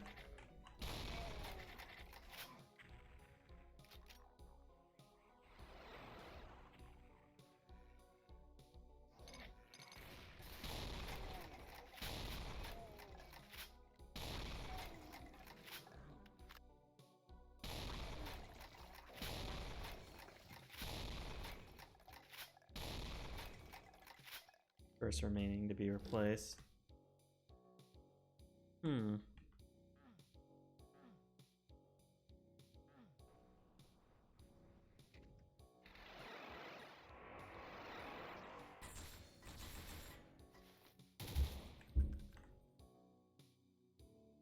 I think this is a quad damage and I have nothing to kill with that.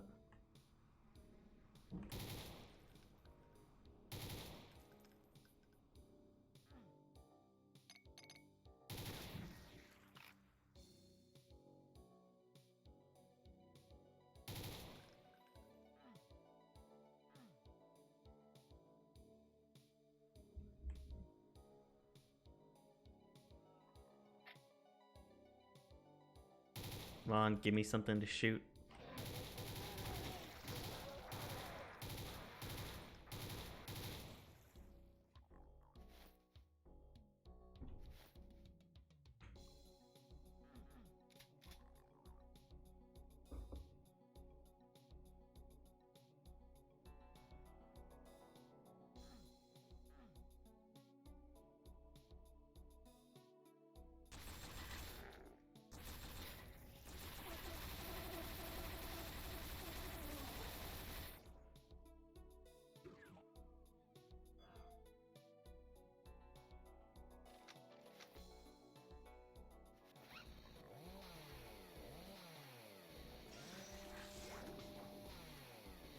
Oh, nice.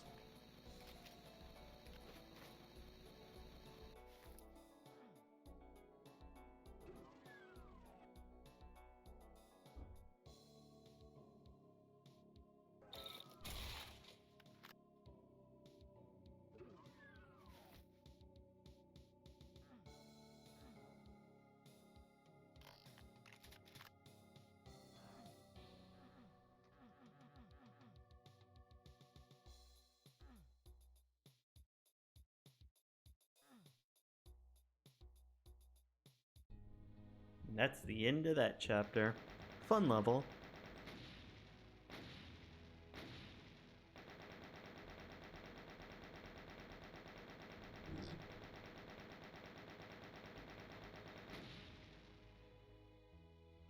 Alright, so give me 1 second. I will be right back. I'm just gonna get some more coffee.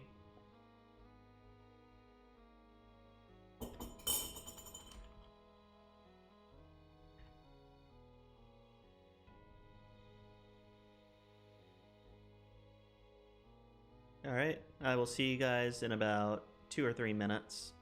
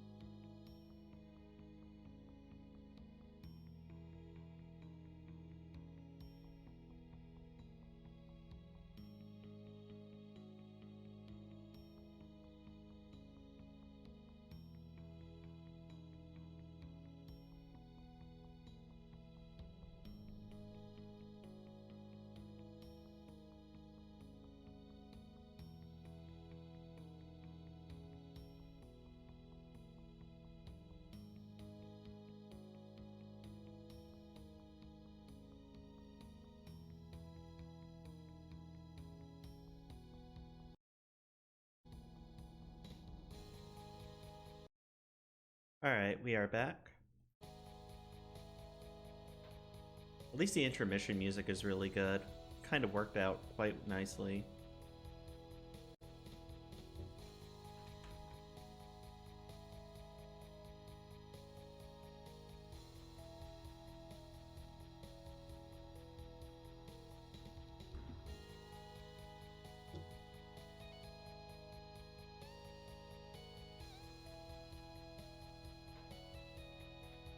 Yeah, so I think I'm enjoying this a lot more now. I think that first level that I just started on wasn't a good level to start on. Just because it was so much harder than than the next level.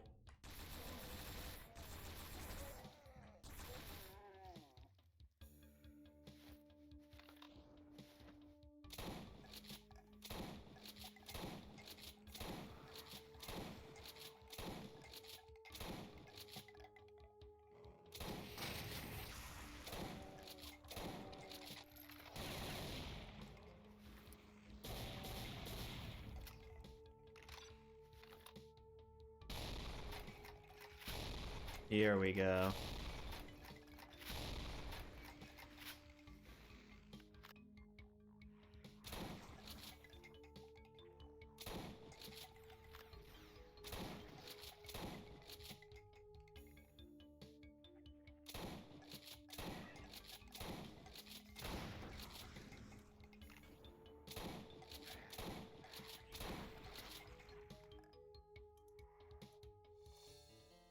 Did I kill Impy Magoo?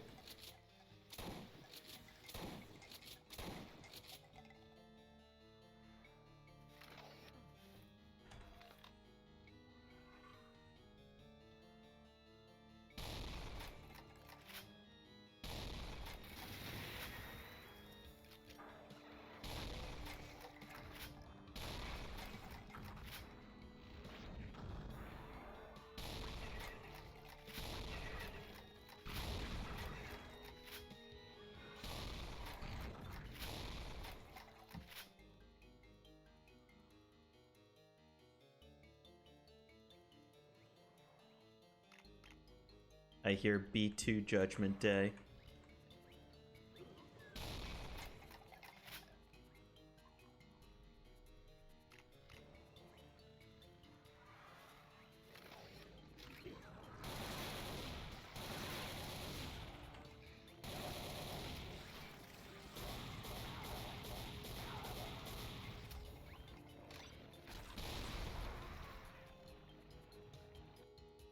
Ow.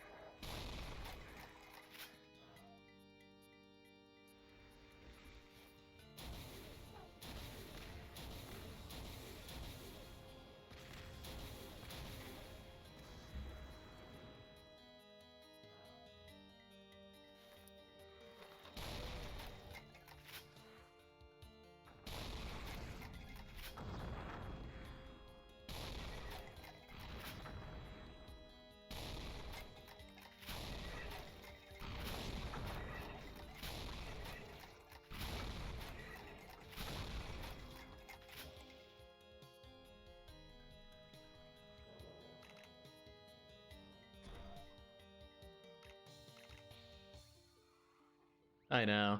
We.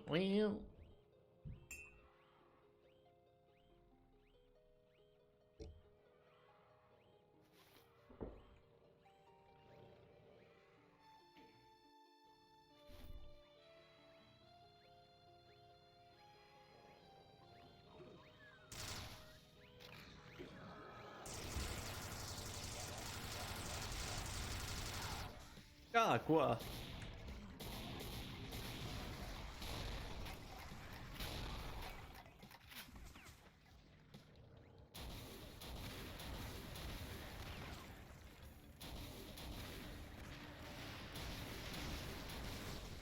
Like, there's something about the Tankybus dying so quickly compared to the other enemies that just... Like, that thing, it shouldn't be super strong, it should just be, like, a fucking tank. Able to tank up damage.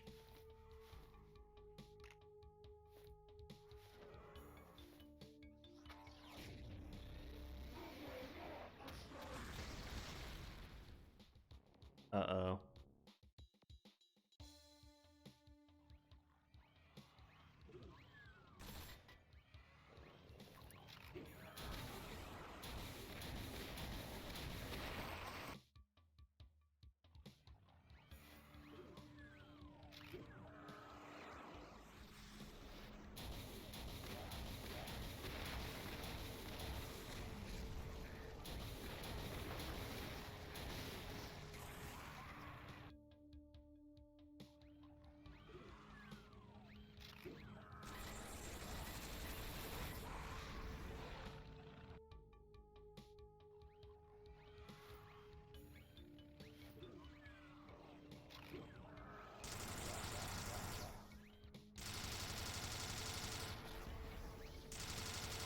I think so.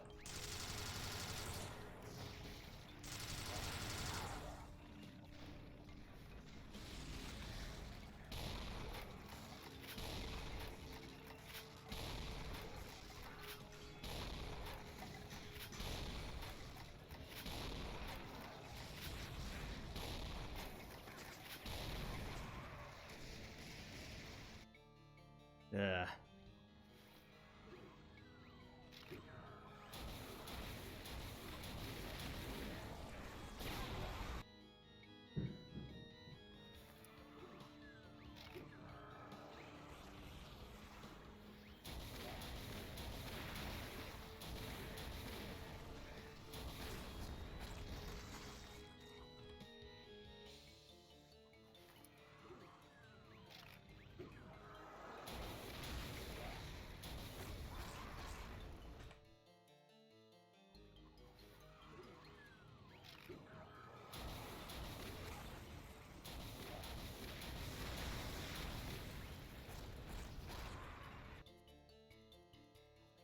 God, that thing did like 70 damage per shot.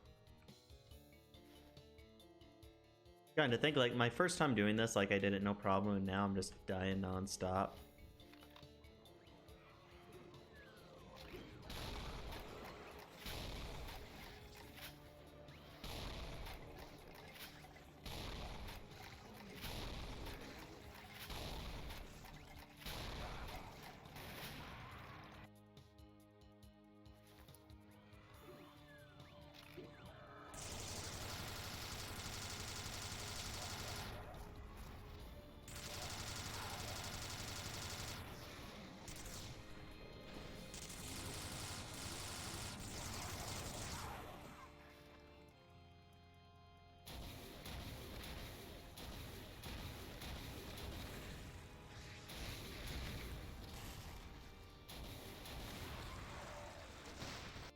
Okay, so at least the key is to use the plasma rifle.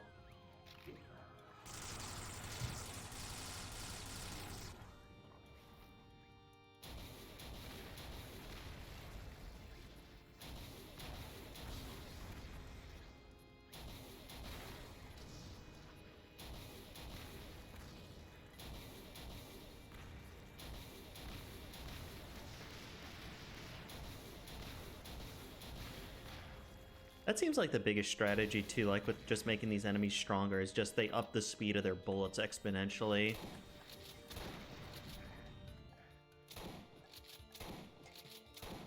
It's like, does every projectile need to go at like 20 or 30 speed?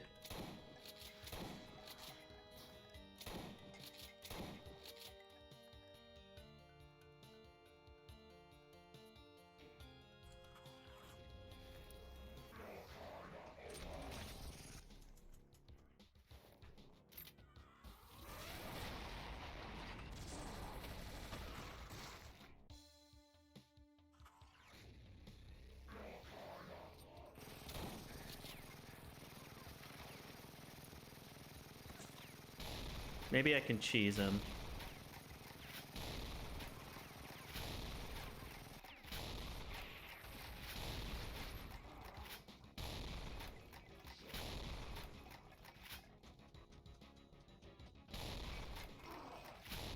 I do like that custom music.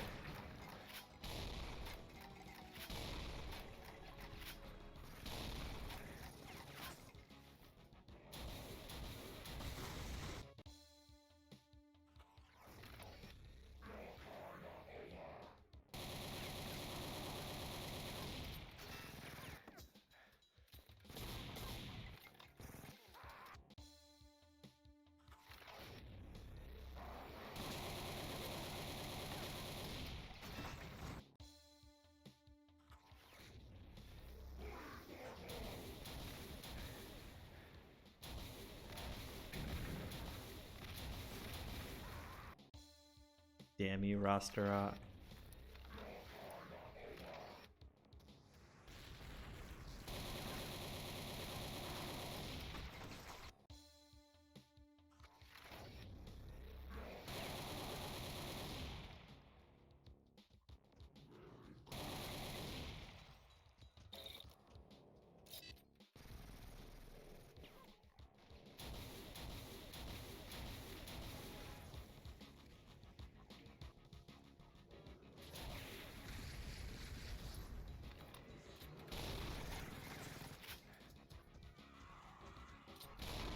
I will be fair, like, he is a pretty badass looking trooper.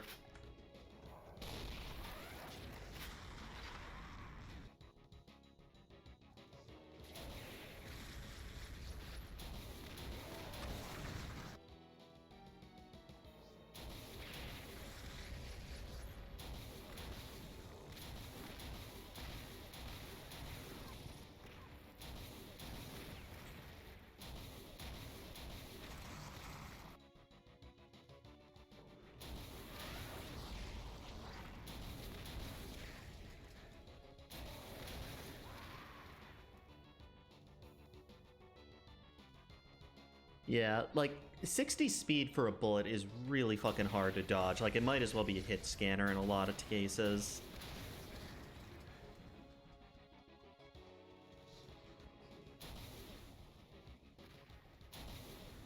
Like, I just think it's really high.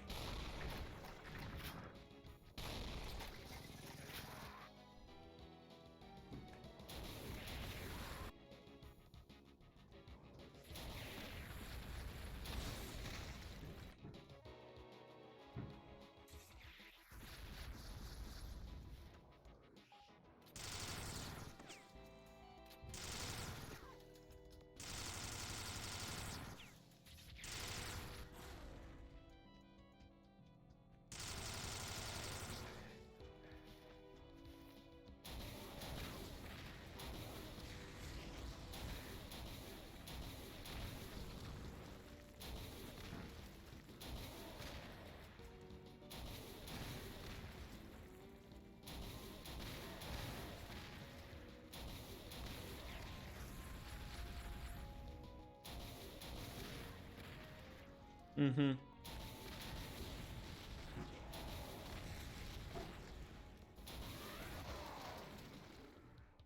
Got him.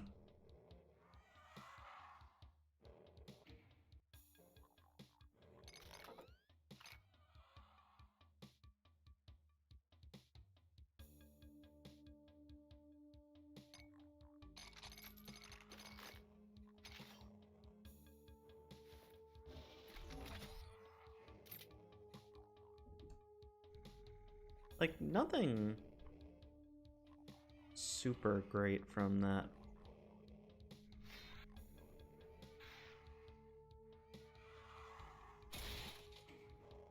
From that fight. Like, I wish he would have had some good armor on him.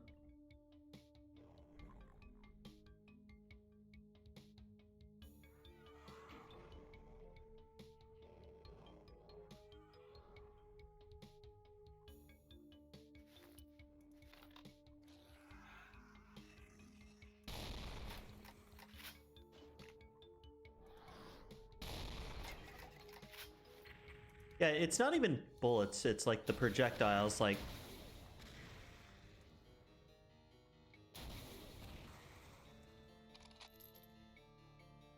It's like with some of the bigger attacks, like they should move slower.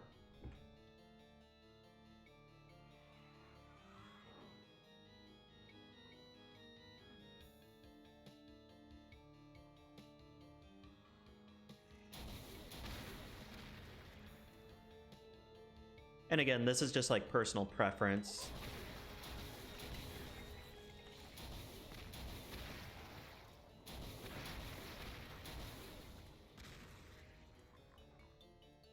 Flare bullets.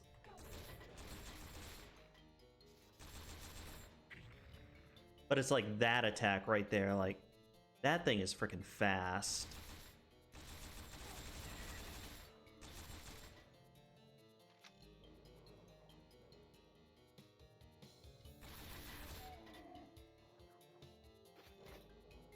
Slugs.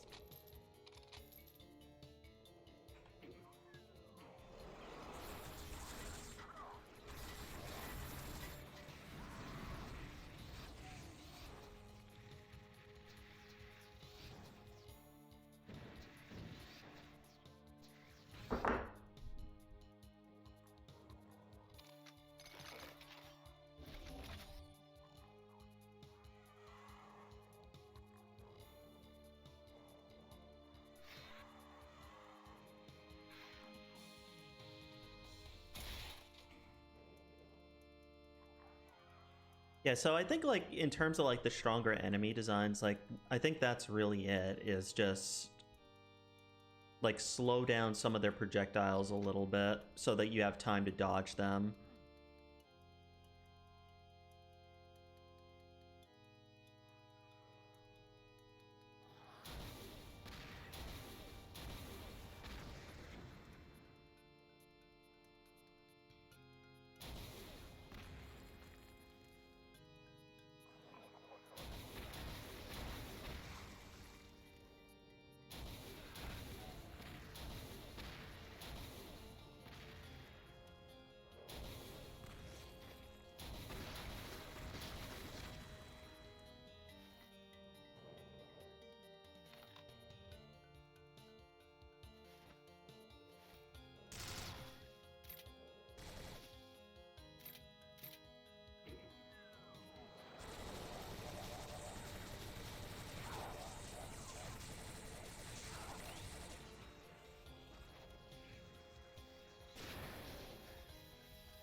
Okay, that's pretty cool.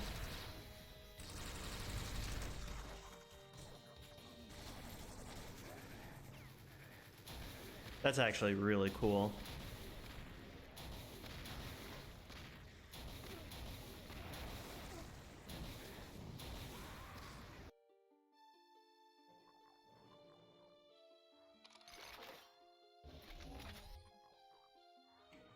Yep.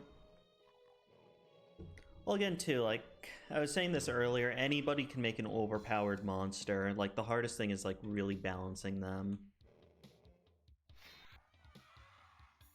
It's like, even some of the vanilla monsters, like in Doom, like the Cyber Demon, I've never liked the way that he attacks. Just because there's no, like, charge up for his missiles. There's a mod called Supercharged, which added, like, a sound effect to the missile, like, when it was coming towards you. And it's amazing, like, just how much it improved the Cyber Demon. Like, you just got this big, ominous warning, like, when an insta-kill thing was coming towards you, just so you knew to react to it.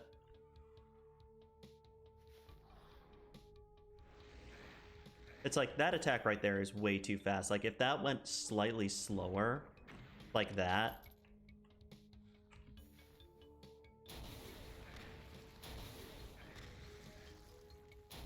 I mean, the other option is, like, with really fast attacks like that, is just to decrease the damage. Supercharged is probably my favorite weapon mod. Like, it's the most balanced weapon mod out there.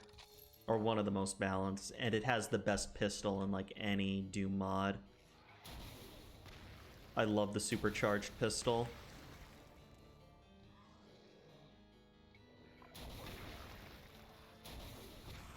I will say at least, like, the one thing they do well with the monsters here, their strong ones, is at least, like, there's wind up before they launch out huge volleys of attacks. which I think is important.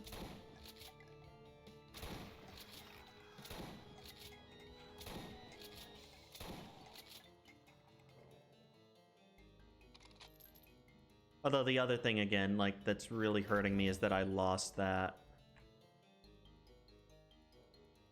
Is that I lost that good armor. And I've been using green armor for way too long. I love the Supercharged Pistol. Like, it's just so fun to use.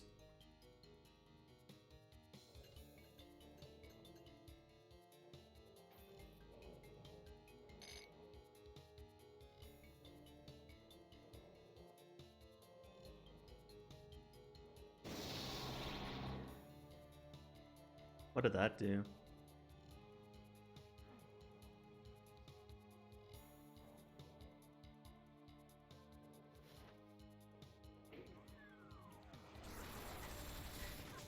Oh, okay.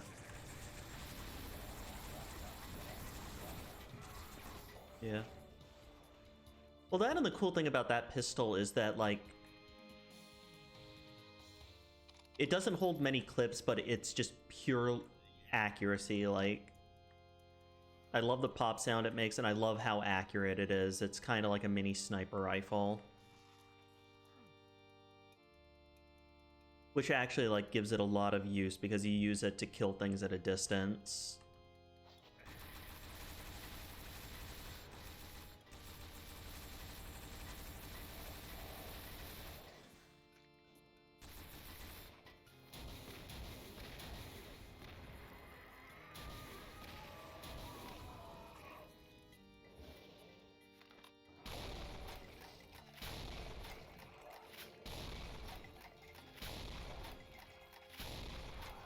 Oh, cool.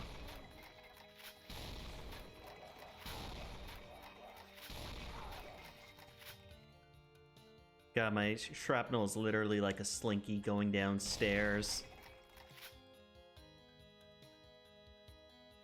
Fatal slinky.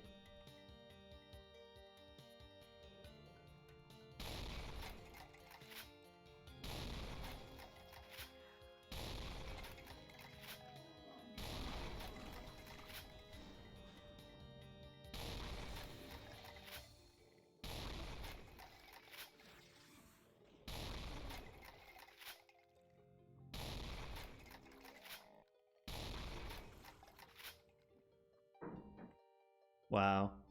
That's cool. It's a nice balance, too, because basically, like, if you have the time, you can reserve ammo and do more damage, but if you need to do damage quickly and stun quickly, you just switch to the chain gun. It's not as effective, but you need to use it when you're surrounded by big crap. Whereas pistol, like, it's kind of, if you take your time and you're in a safe spot, you can use it more effectively.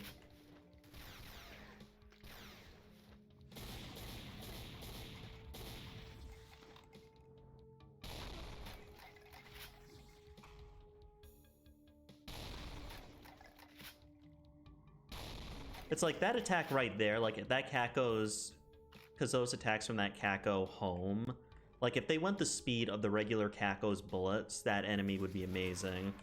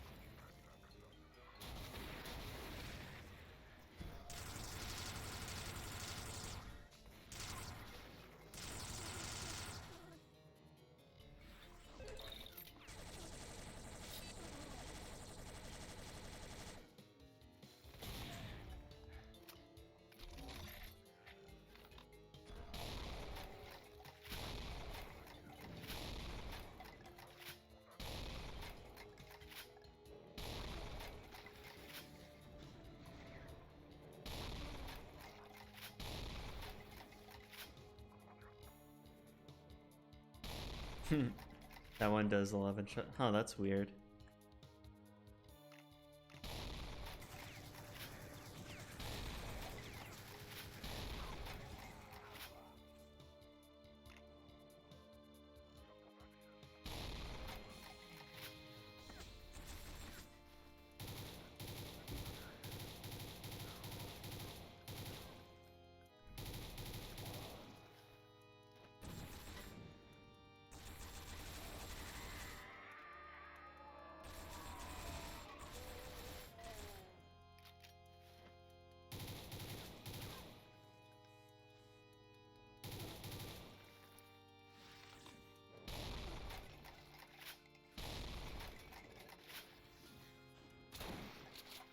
Pop.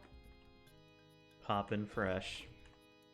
Which is actually the Pillsbury Doughboy's name. Poppin' Fresh.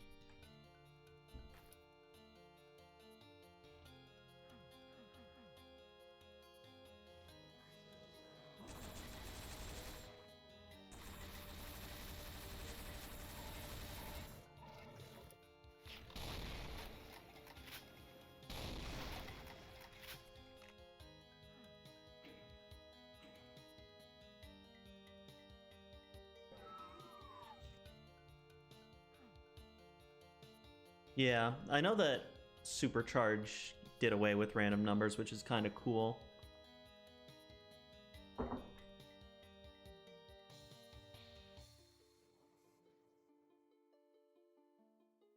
Like, I'm usually okay with random number generators, like if they're not super obscene.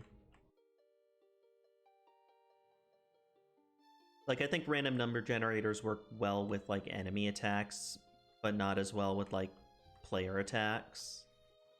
If that makes any sense.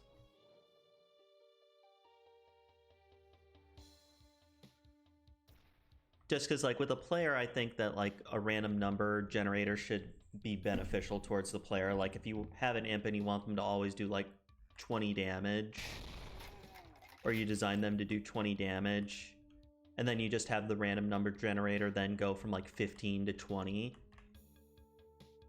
it does it in the player's favor. That way, like, you can tank a little bit more on occasion if you get lucky. Whereas with, like, against enemies, I think it's better to just have a solid number.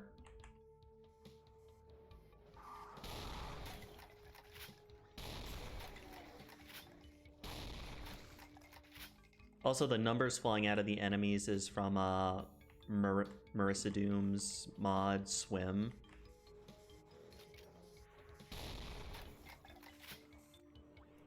It's a fun little feature.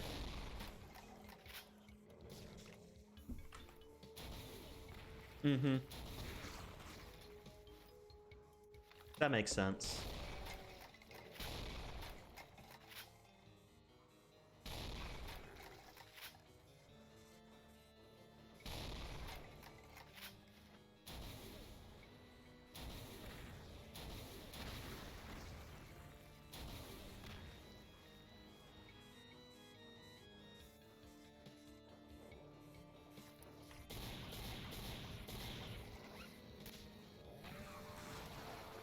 I just had to chainsaw her.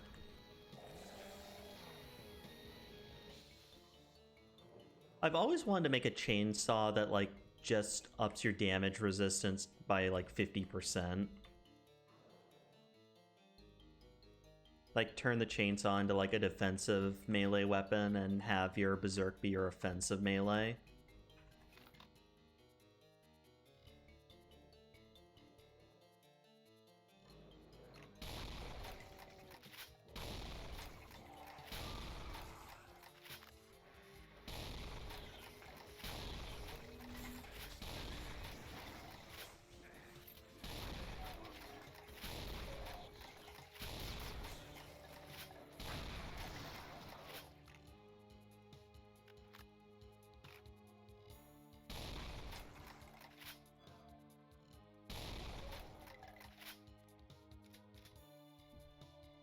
The chainsaw is always, like, a really fun weapon to play around with. I like chainsaws that up your defense, and I like chainsaws that, like, up the range in which you can hit enemies. Like the circular saw from Plutonia guy in Final Doomer.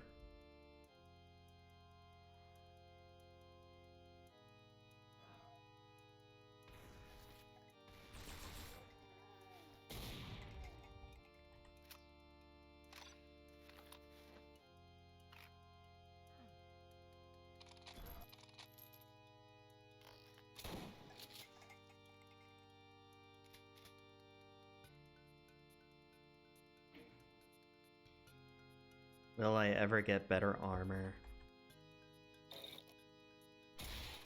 Will there ever be a rainbow?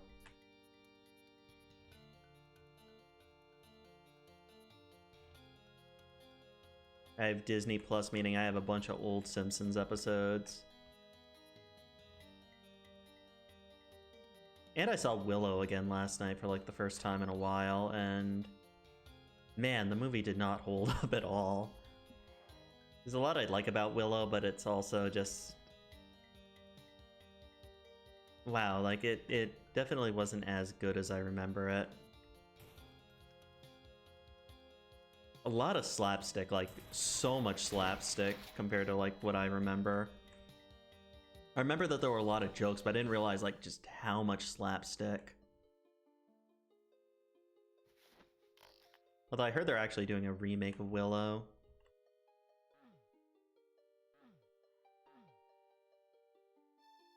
Which could be interesting.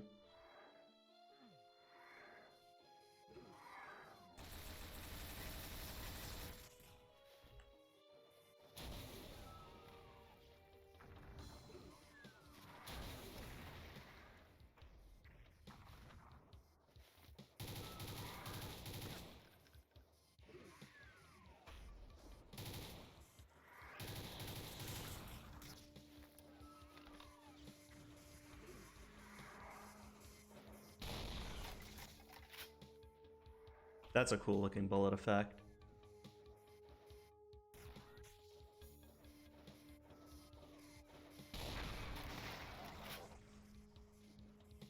I know it's possible with Z-Script. Like, you can pretty much do anything with Z-Script if you're smart enough to program in it. It's so weird for me, like, going into Doom modding just because, like, literally, like, I had to learn, like, Decorate's my first exposure ever to scripting. And I get, like, why people like it, and, like, the cool thing about programming is it's kind of like figuring out a puzzle. And when it works, it's just, like, the best feeling in the world. But, man, I definitely do not have, like, a programmer's mindset.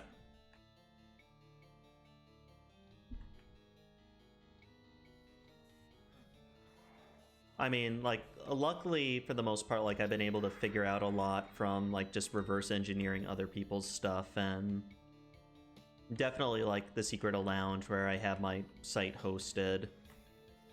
Like, you'll help me a lot with one advanced code I had in my mod. Oh, nice.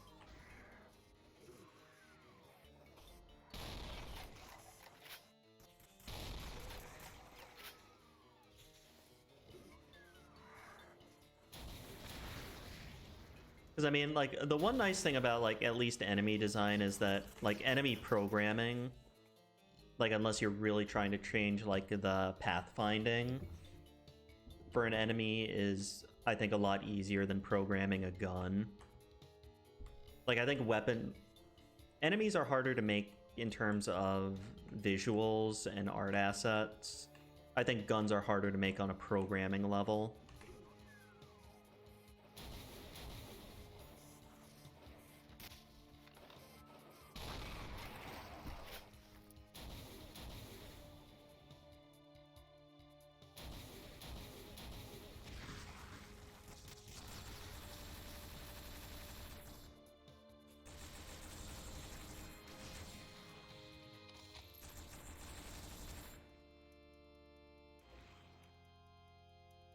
Gun, it's not that bad. Ah. Okay, I guess I might have gotten that the wrong way then. At least, like, with Doom, because I know, like, a lot of the Doom like what they're programmed to do is hardwired in, as opposed to like actually like scripting an enemy from scratch.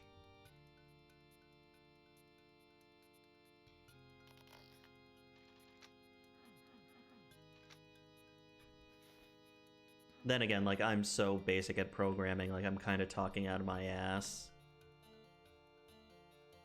Like, I can do a bit of decorate and I can redecorate, but as soon as I see Z-script, like, it just goes over my head. Like, I can get, like, basic stuff from it, but it's so complex. It's almost like coding... No, I'm not going to say it's almost like coding in C, because I don't know what C is, but I heard that it's closer to like an actual language than decorate is. Yeah. It is cool though. I do like decorate just because like it does allow like numbnuts like me to pick up Doom and actually like kind of understand it a little bit.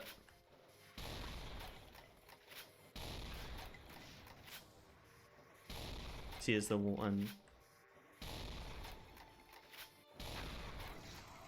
Yeah. I'm actually tempted, like, at some point, when I get a bit of free time, like, I have free time, but I'm done with nursing school, so I want to take a little break, but I think after a while I might go back to college, like, just take a class here and there and, like, just learn Intro to C. I'm actually, like, one of those people who does really well, like, with a class and just, like, the structure it provides.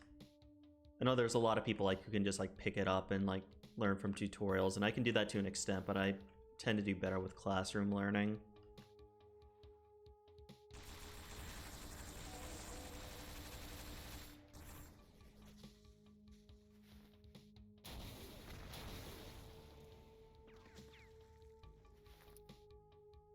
Nice.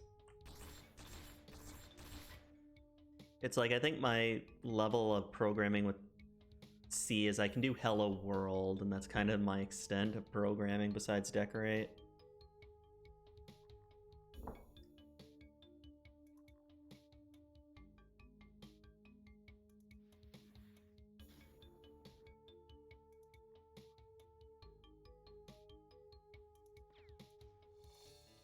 And even decorate, I'm pretty primitive. Like, as soon as like if or else statements come up, like, I totally get lost. Like, I get the concept behind them, I just can't like write the code for my life.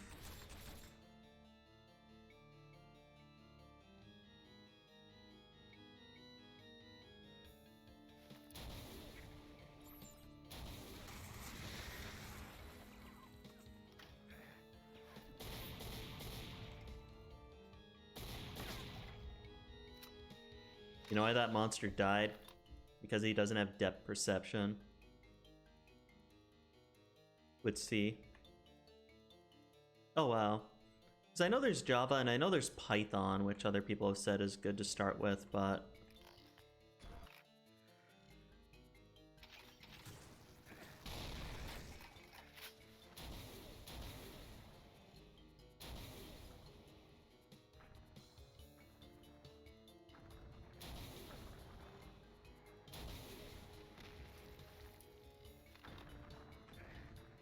Ow.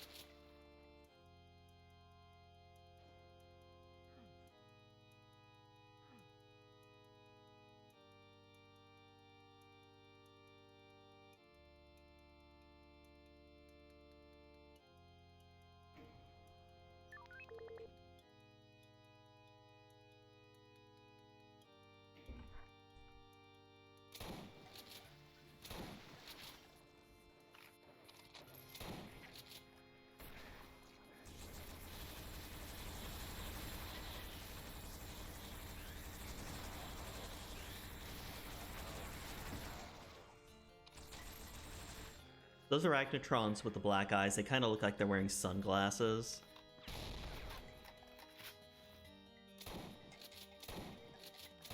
Which is A-okay in my book.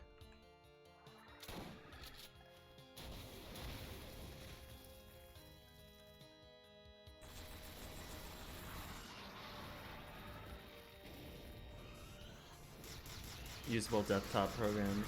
Then I don't suggest... Oh, okay.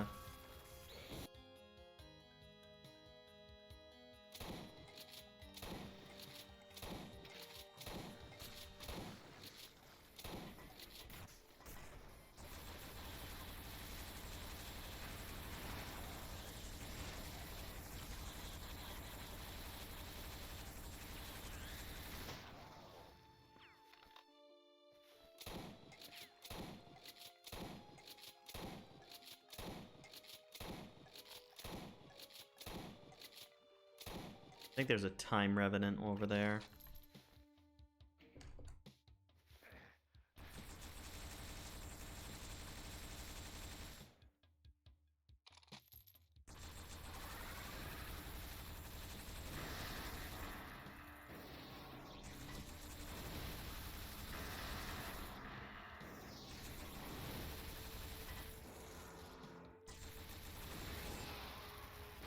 Whoa.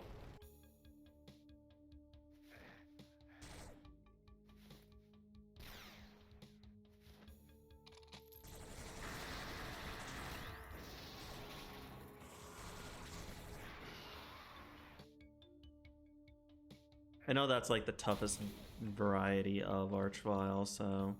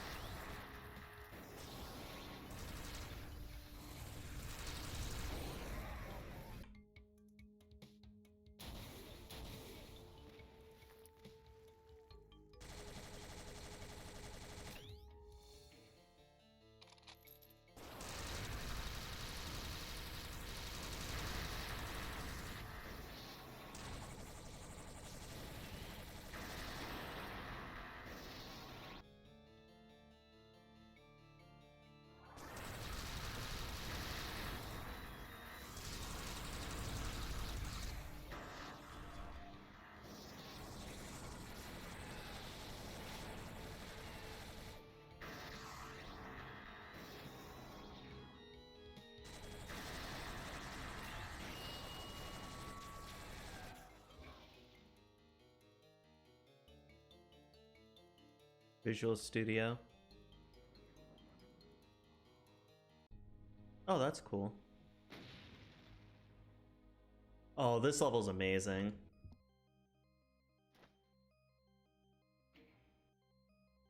However, I just want to immediately, like, run out of this level.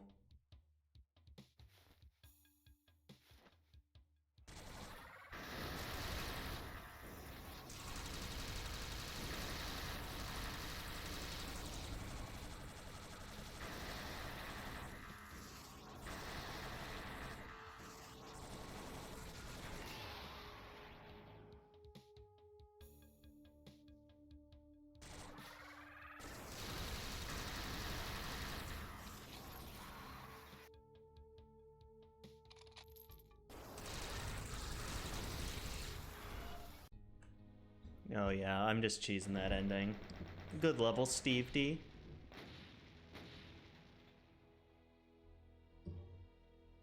So we are at the halfway mark.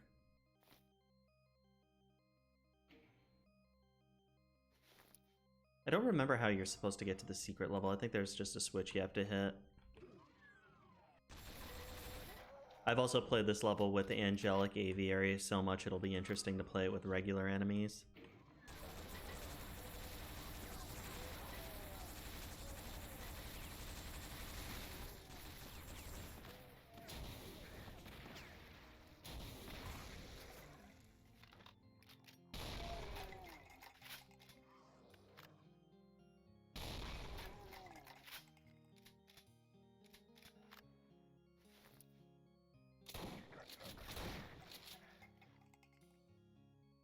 Visual Studio Code for C.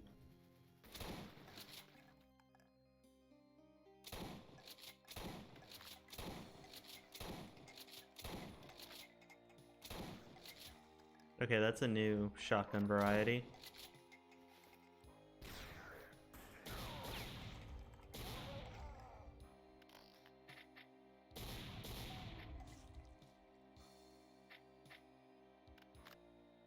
It's also weird to be playing this level without Bucky O'Hare music.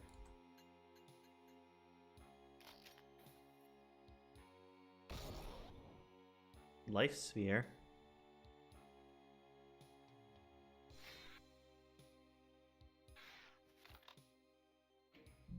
Which actually makes me want to put on some Bucky O'Hare music.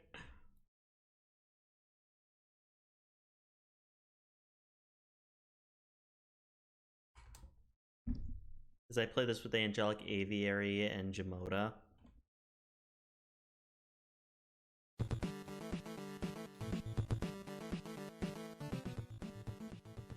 I'll turn that down a little bit.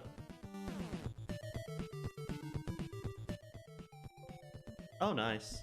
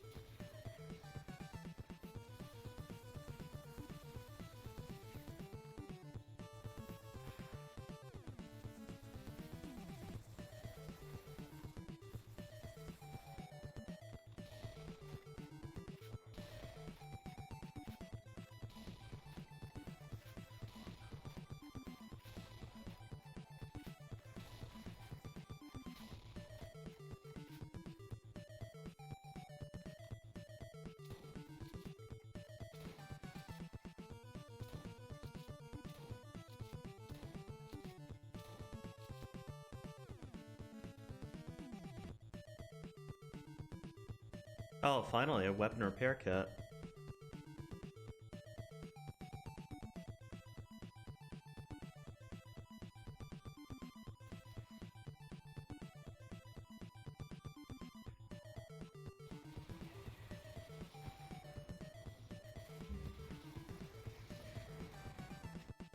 And it's gone.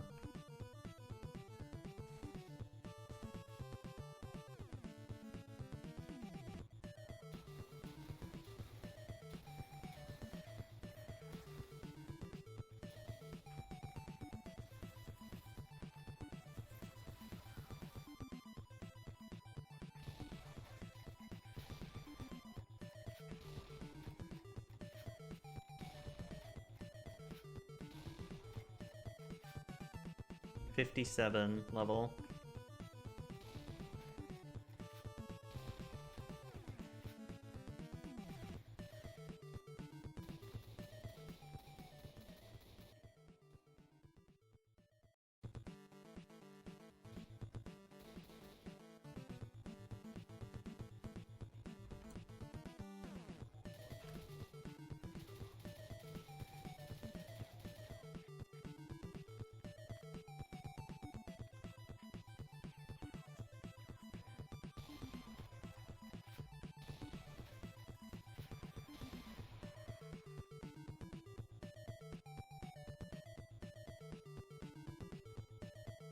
Oh, nice.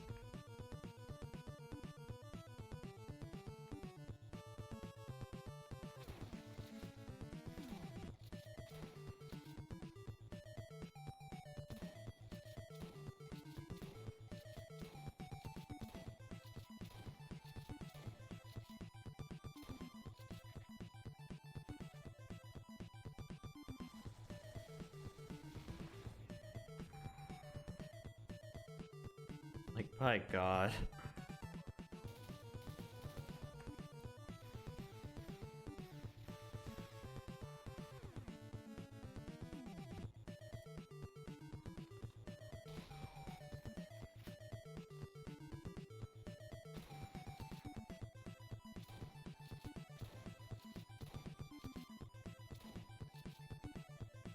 Yeah, I think that's my biggest complaint, is that they're just like, you are so dependent upon your armor in terms of if you're gonna have a good or bad time. Considering, like, I have not found any, like, I have not found a non-green armor for any level since I started playing.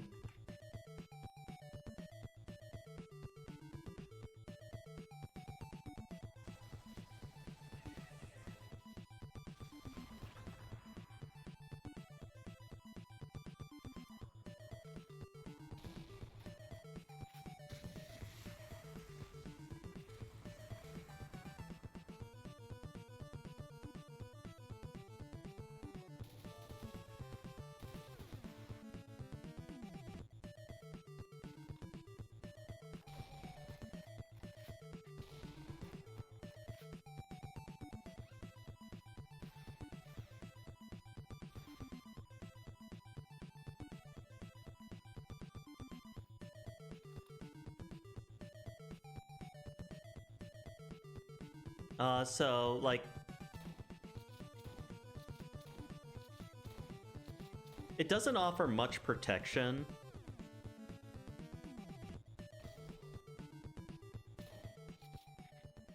Like, that's kind of all I can really say about it. But it's just, I'm at level 15 right now, and everything just has a ton of hits and does a ton of damage. And every single one of their bullets goes 100 miles an hour.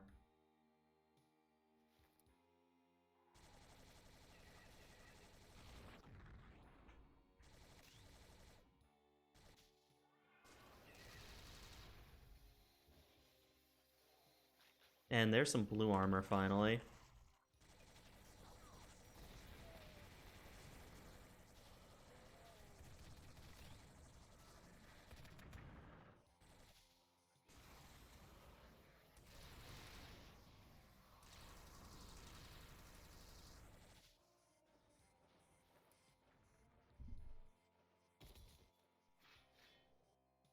Okay, 50% defense as opposed to 33%. I mean, that's a huge increase.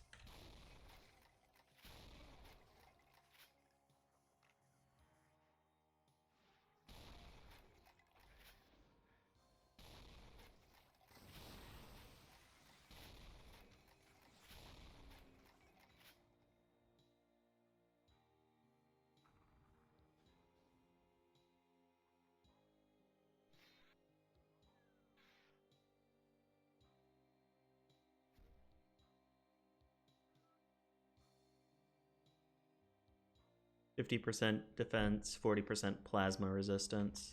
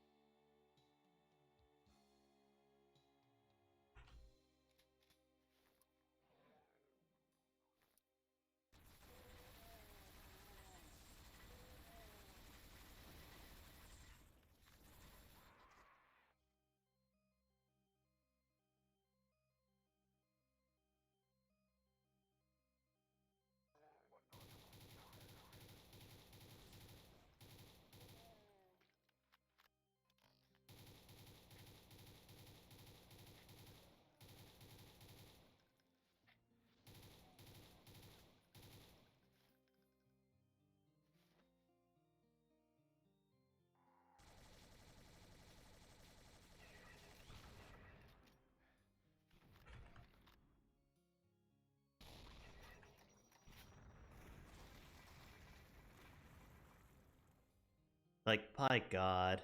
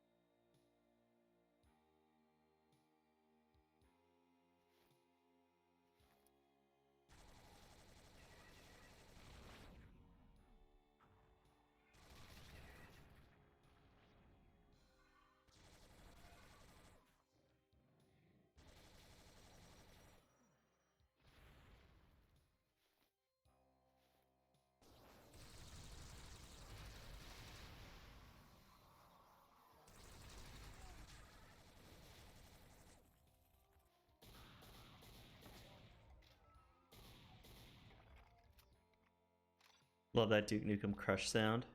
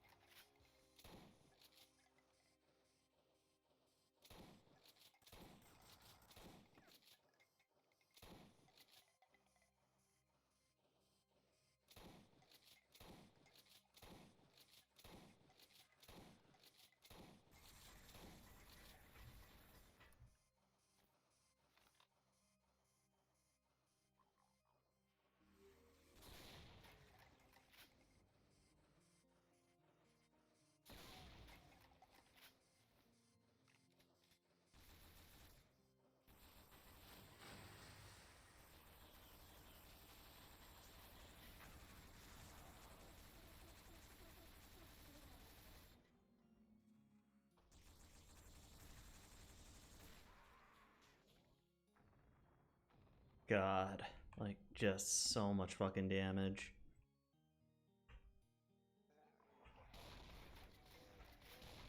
It's like that guy literally tanked a point-blank double-barrel shotgun shot.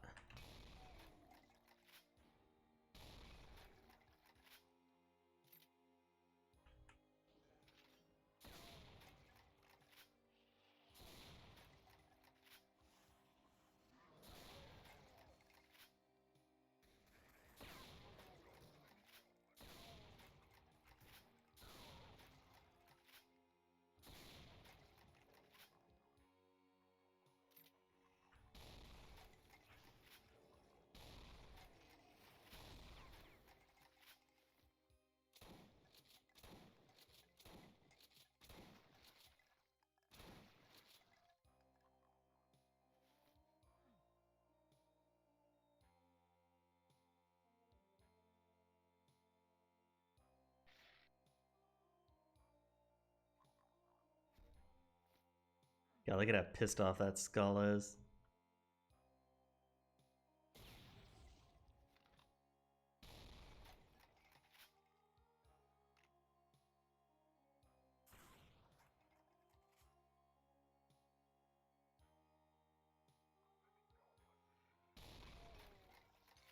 Yeah. It's also two things like Z-Spec op guys are surviving like slug shots. Like, that should have instantly killed that guy. Because the whole point of having the slug on is that all the damage is just in one shot.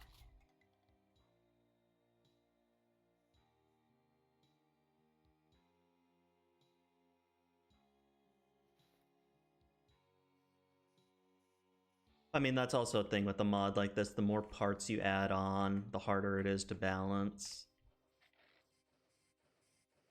It's definitely, though, more in the player side compared to the old Pandemonium.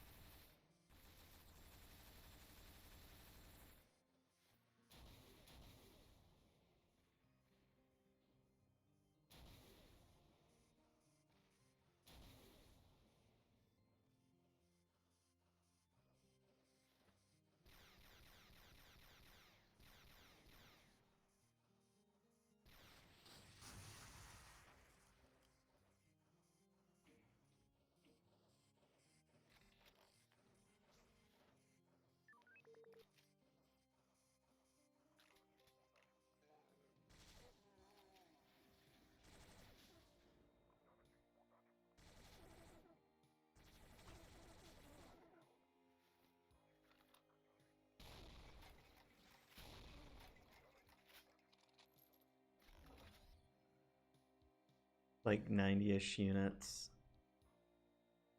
Wow.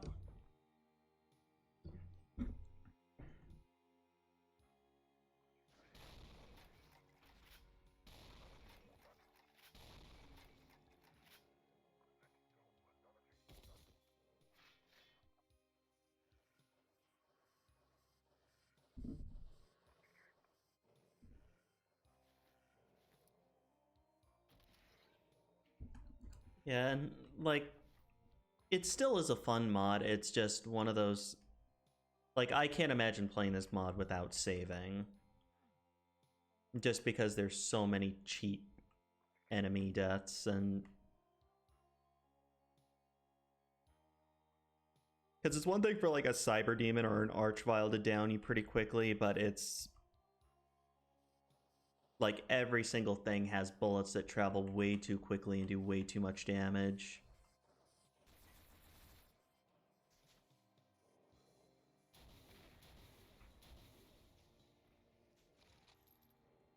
Like, I mean, the other way to go about that is just to have stronger weapons drop more frequently, and for them to just like replace like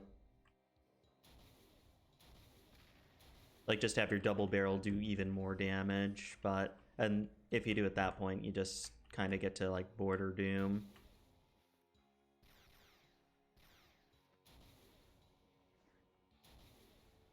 Which I need to play border doom at some point.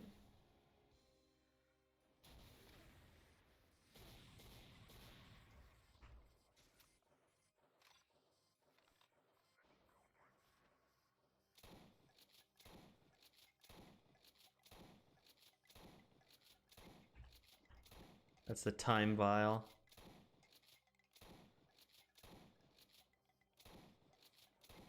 That, or the other way to go about it too, the easier way, is just have like stronger variants spawn less frequently.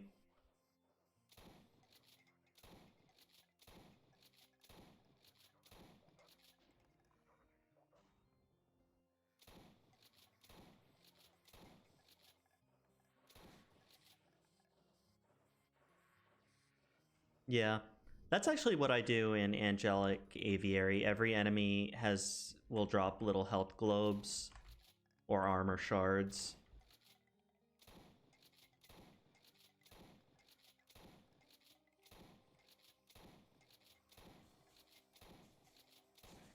Like, I just think it's a really great mechanic.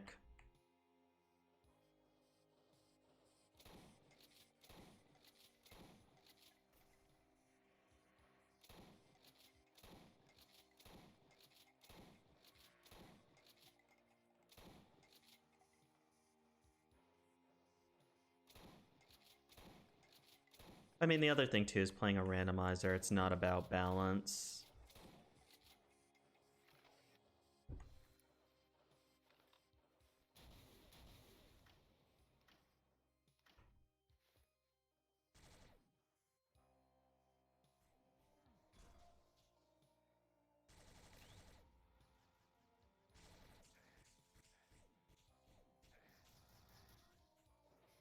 Mm-hmm.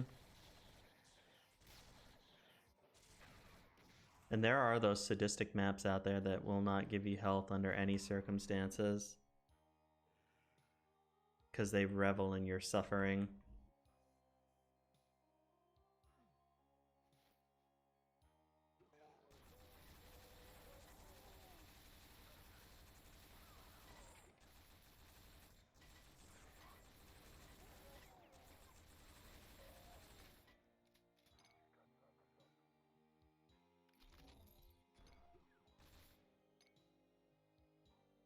Nice.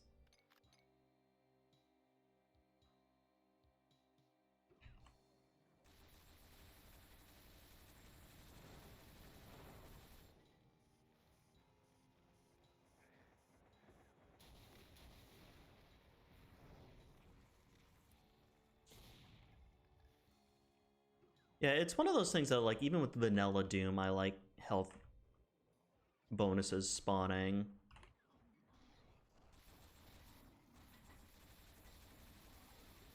Because it just pushes you forward.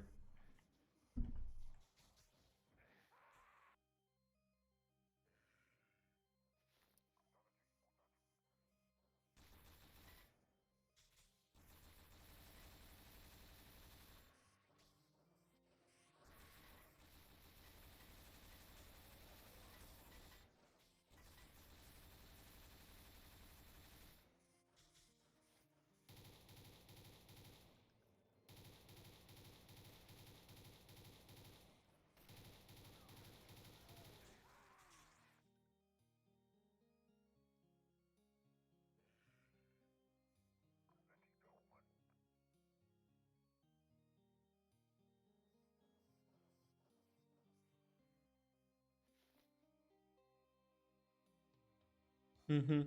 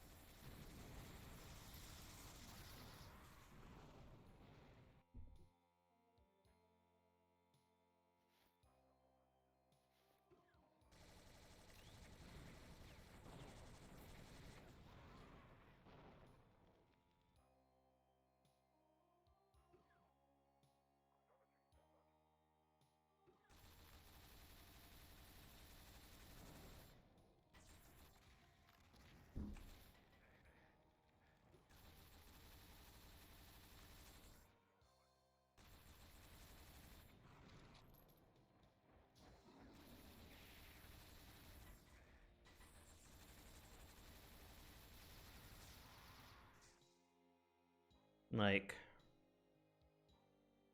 you know, I'm sorry, like, that's not good design. Like, I know that it's a Baron, but by God.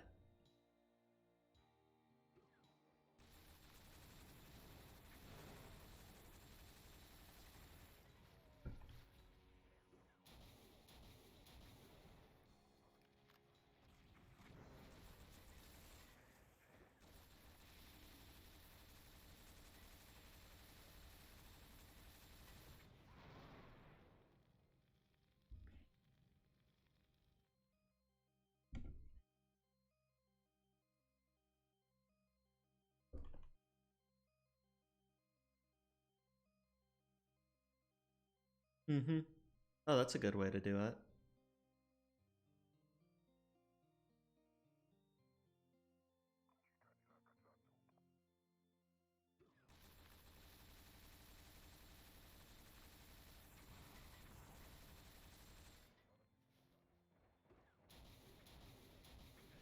Because, I mean, the thing about these really fast attacks is that they don't encourage dodging, they encourage taking cover.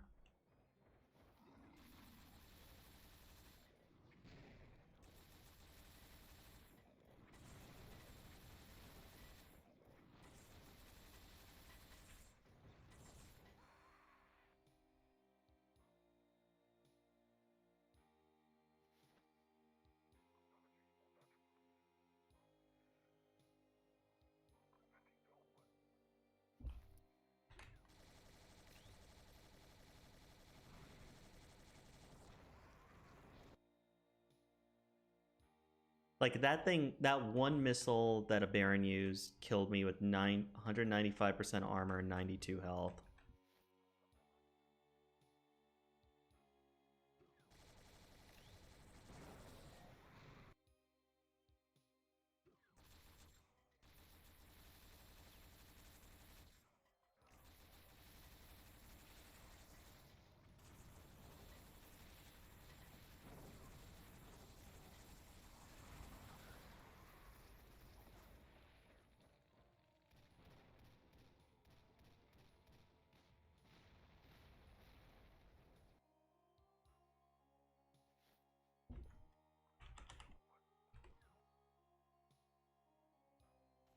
Yeah, like, I just want to see how much these things can tank.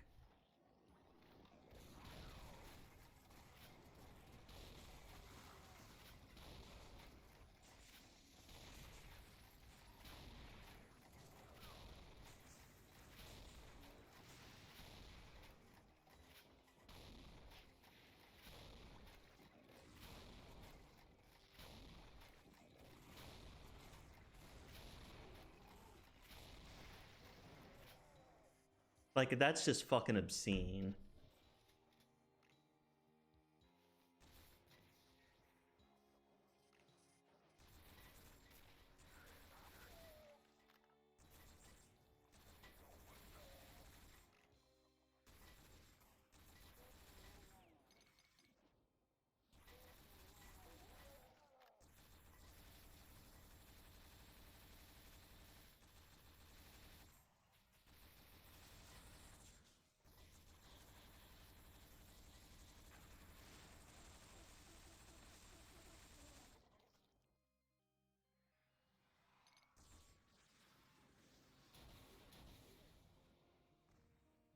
Yeah, like if they wanted to make this viable, the only way I could see them doing that is that if these big enemies are always dropping like good weapons, they're always dropping rare armors.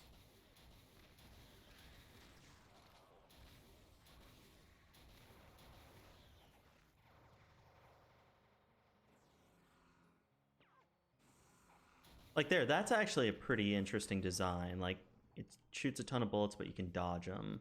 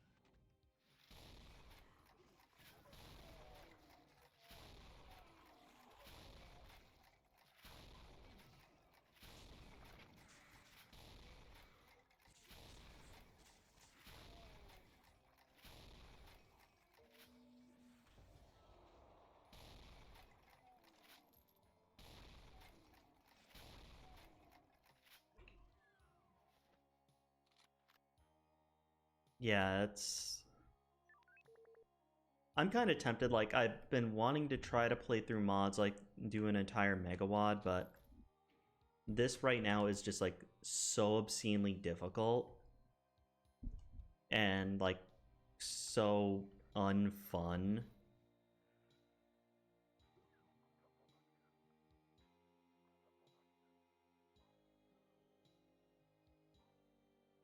It's kind of like, I think when they tested it all the way through and they like got really lucky and got like the godly armors, because like when I had the godly armors I was able to do stuff like this, but as soon as you lose something like that, you literally cannot survive against these enemies unless you scum save.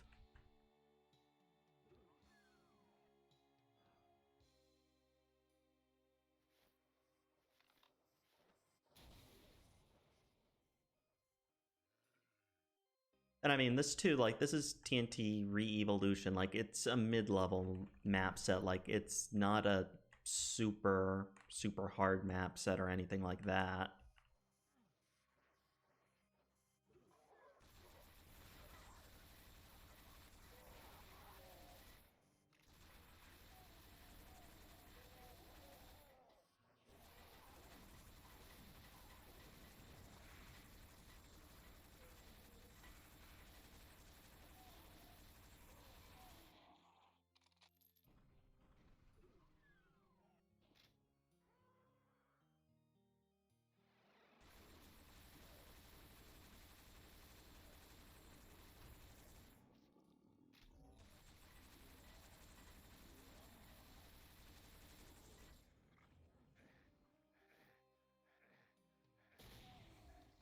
He is one unhappy pappy.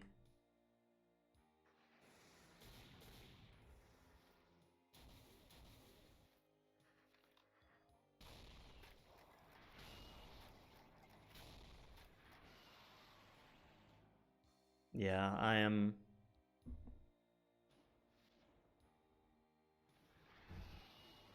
I think I am officially done with this. Like, I made it halfway through TNT ReEviluiton, but...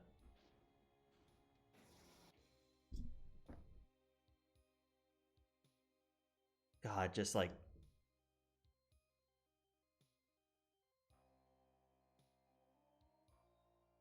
Just... As I said earlier, anybody can make a hard monster. It's not hard. Anyone can make an overpowered weapon. And, like, they made a lot of hard monsters. They don't really give you the tools to take them on.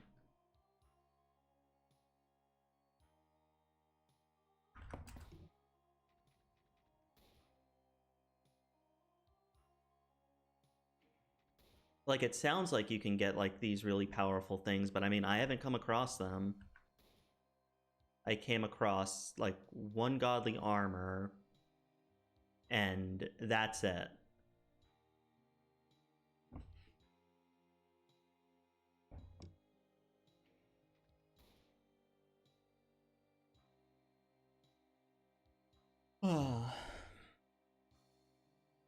Like, I will say, like, there is something in here that's worth salvaging, but like, this needs a lot of work. Like, it needs a lot of balance. Pretty much.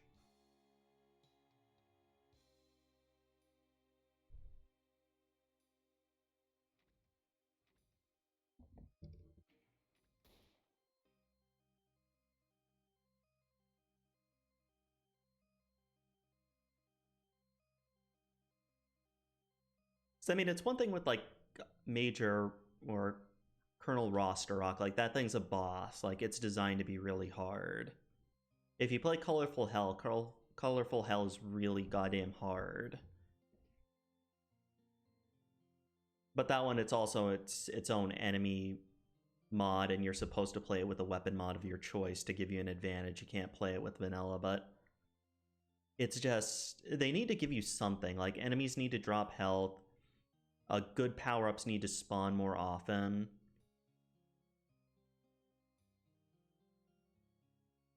Yep. And I mean, there are difficulty options, but I mean, all they do is change the difficulty in terms of the monster count.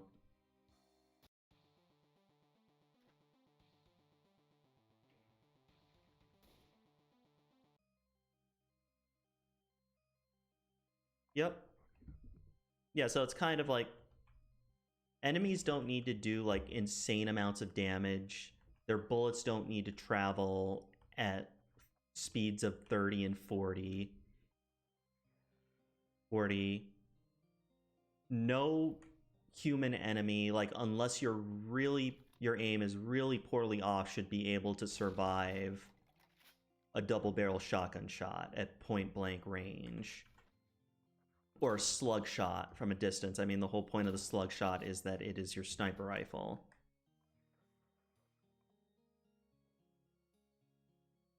But yeah, I'm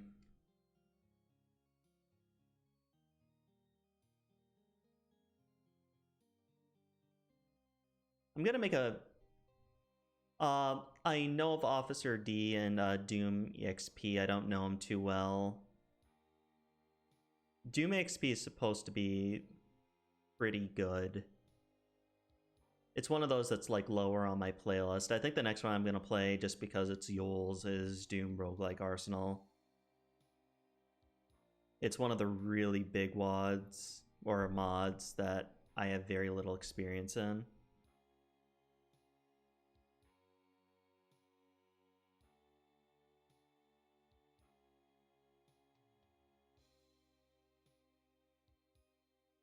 Oh, Doom EXP?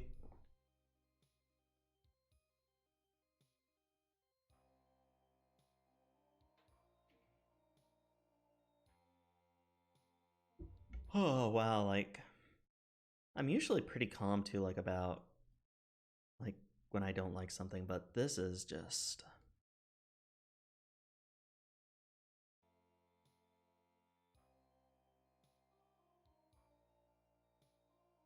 Yeah, it's just a miserable experience, like, at this point.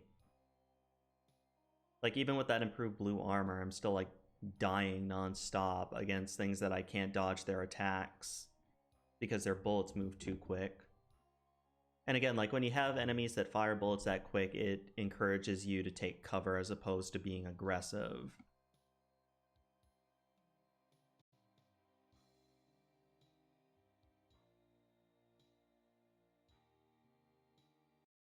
But...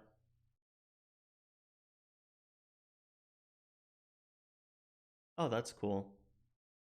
Yeah, he's been working on that mod for a while.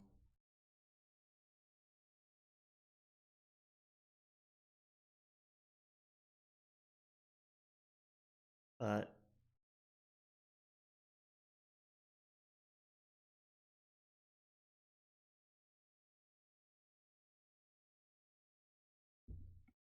yeah.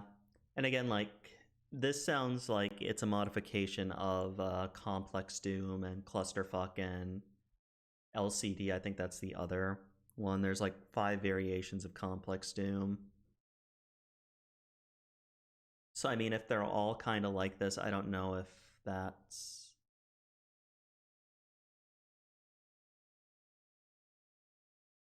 if I really want to play it. Like, I'll try out basic vanilla Complex Doom. But it's definitely, like, it's not a mod for me. But let's see, it's 8 o'clock right now, so what I think I'm going to do is I'm going to just stop the stream right now, take a little break, and then I'm gonna come back with something else. Maybe Complex, or maybe Doom Roguelike Arsenal. I'll have to think of a level pack to play it with.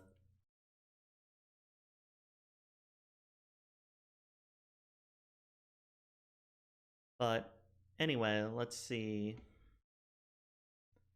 I will be back probably in like 15 or so minutes. Like, I'm actually going to stop the stream. I'm just going to eat, take care of some things that I have to do, and then I'll be back with something else. Doom related, at least.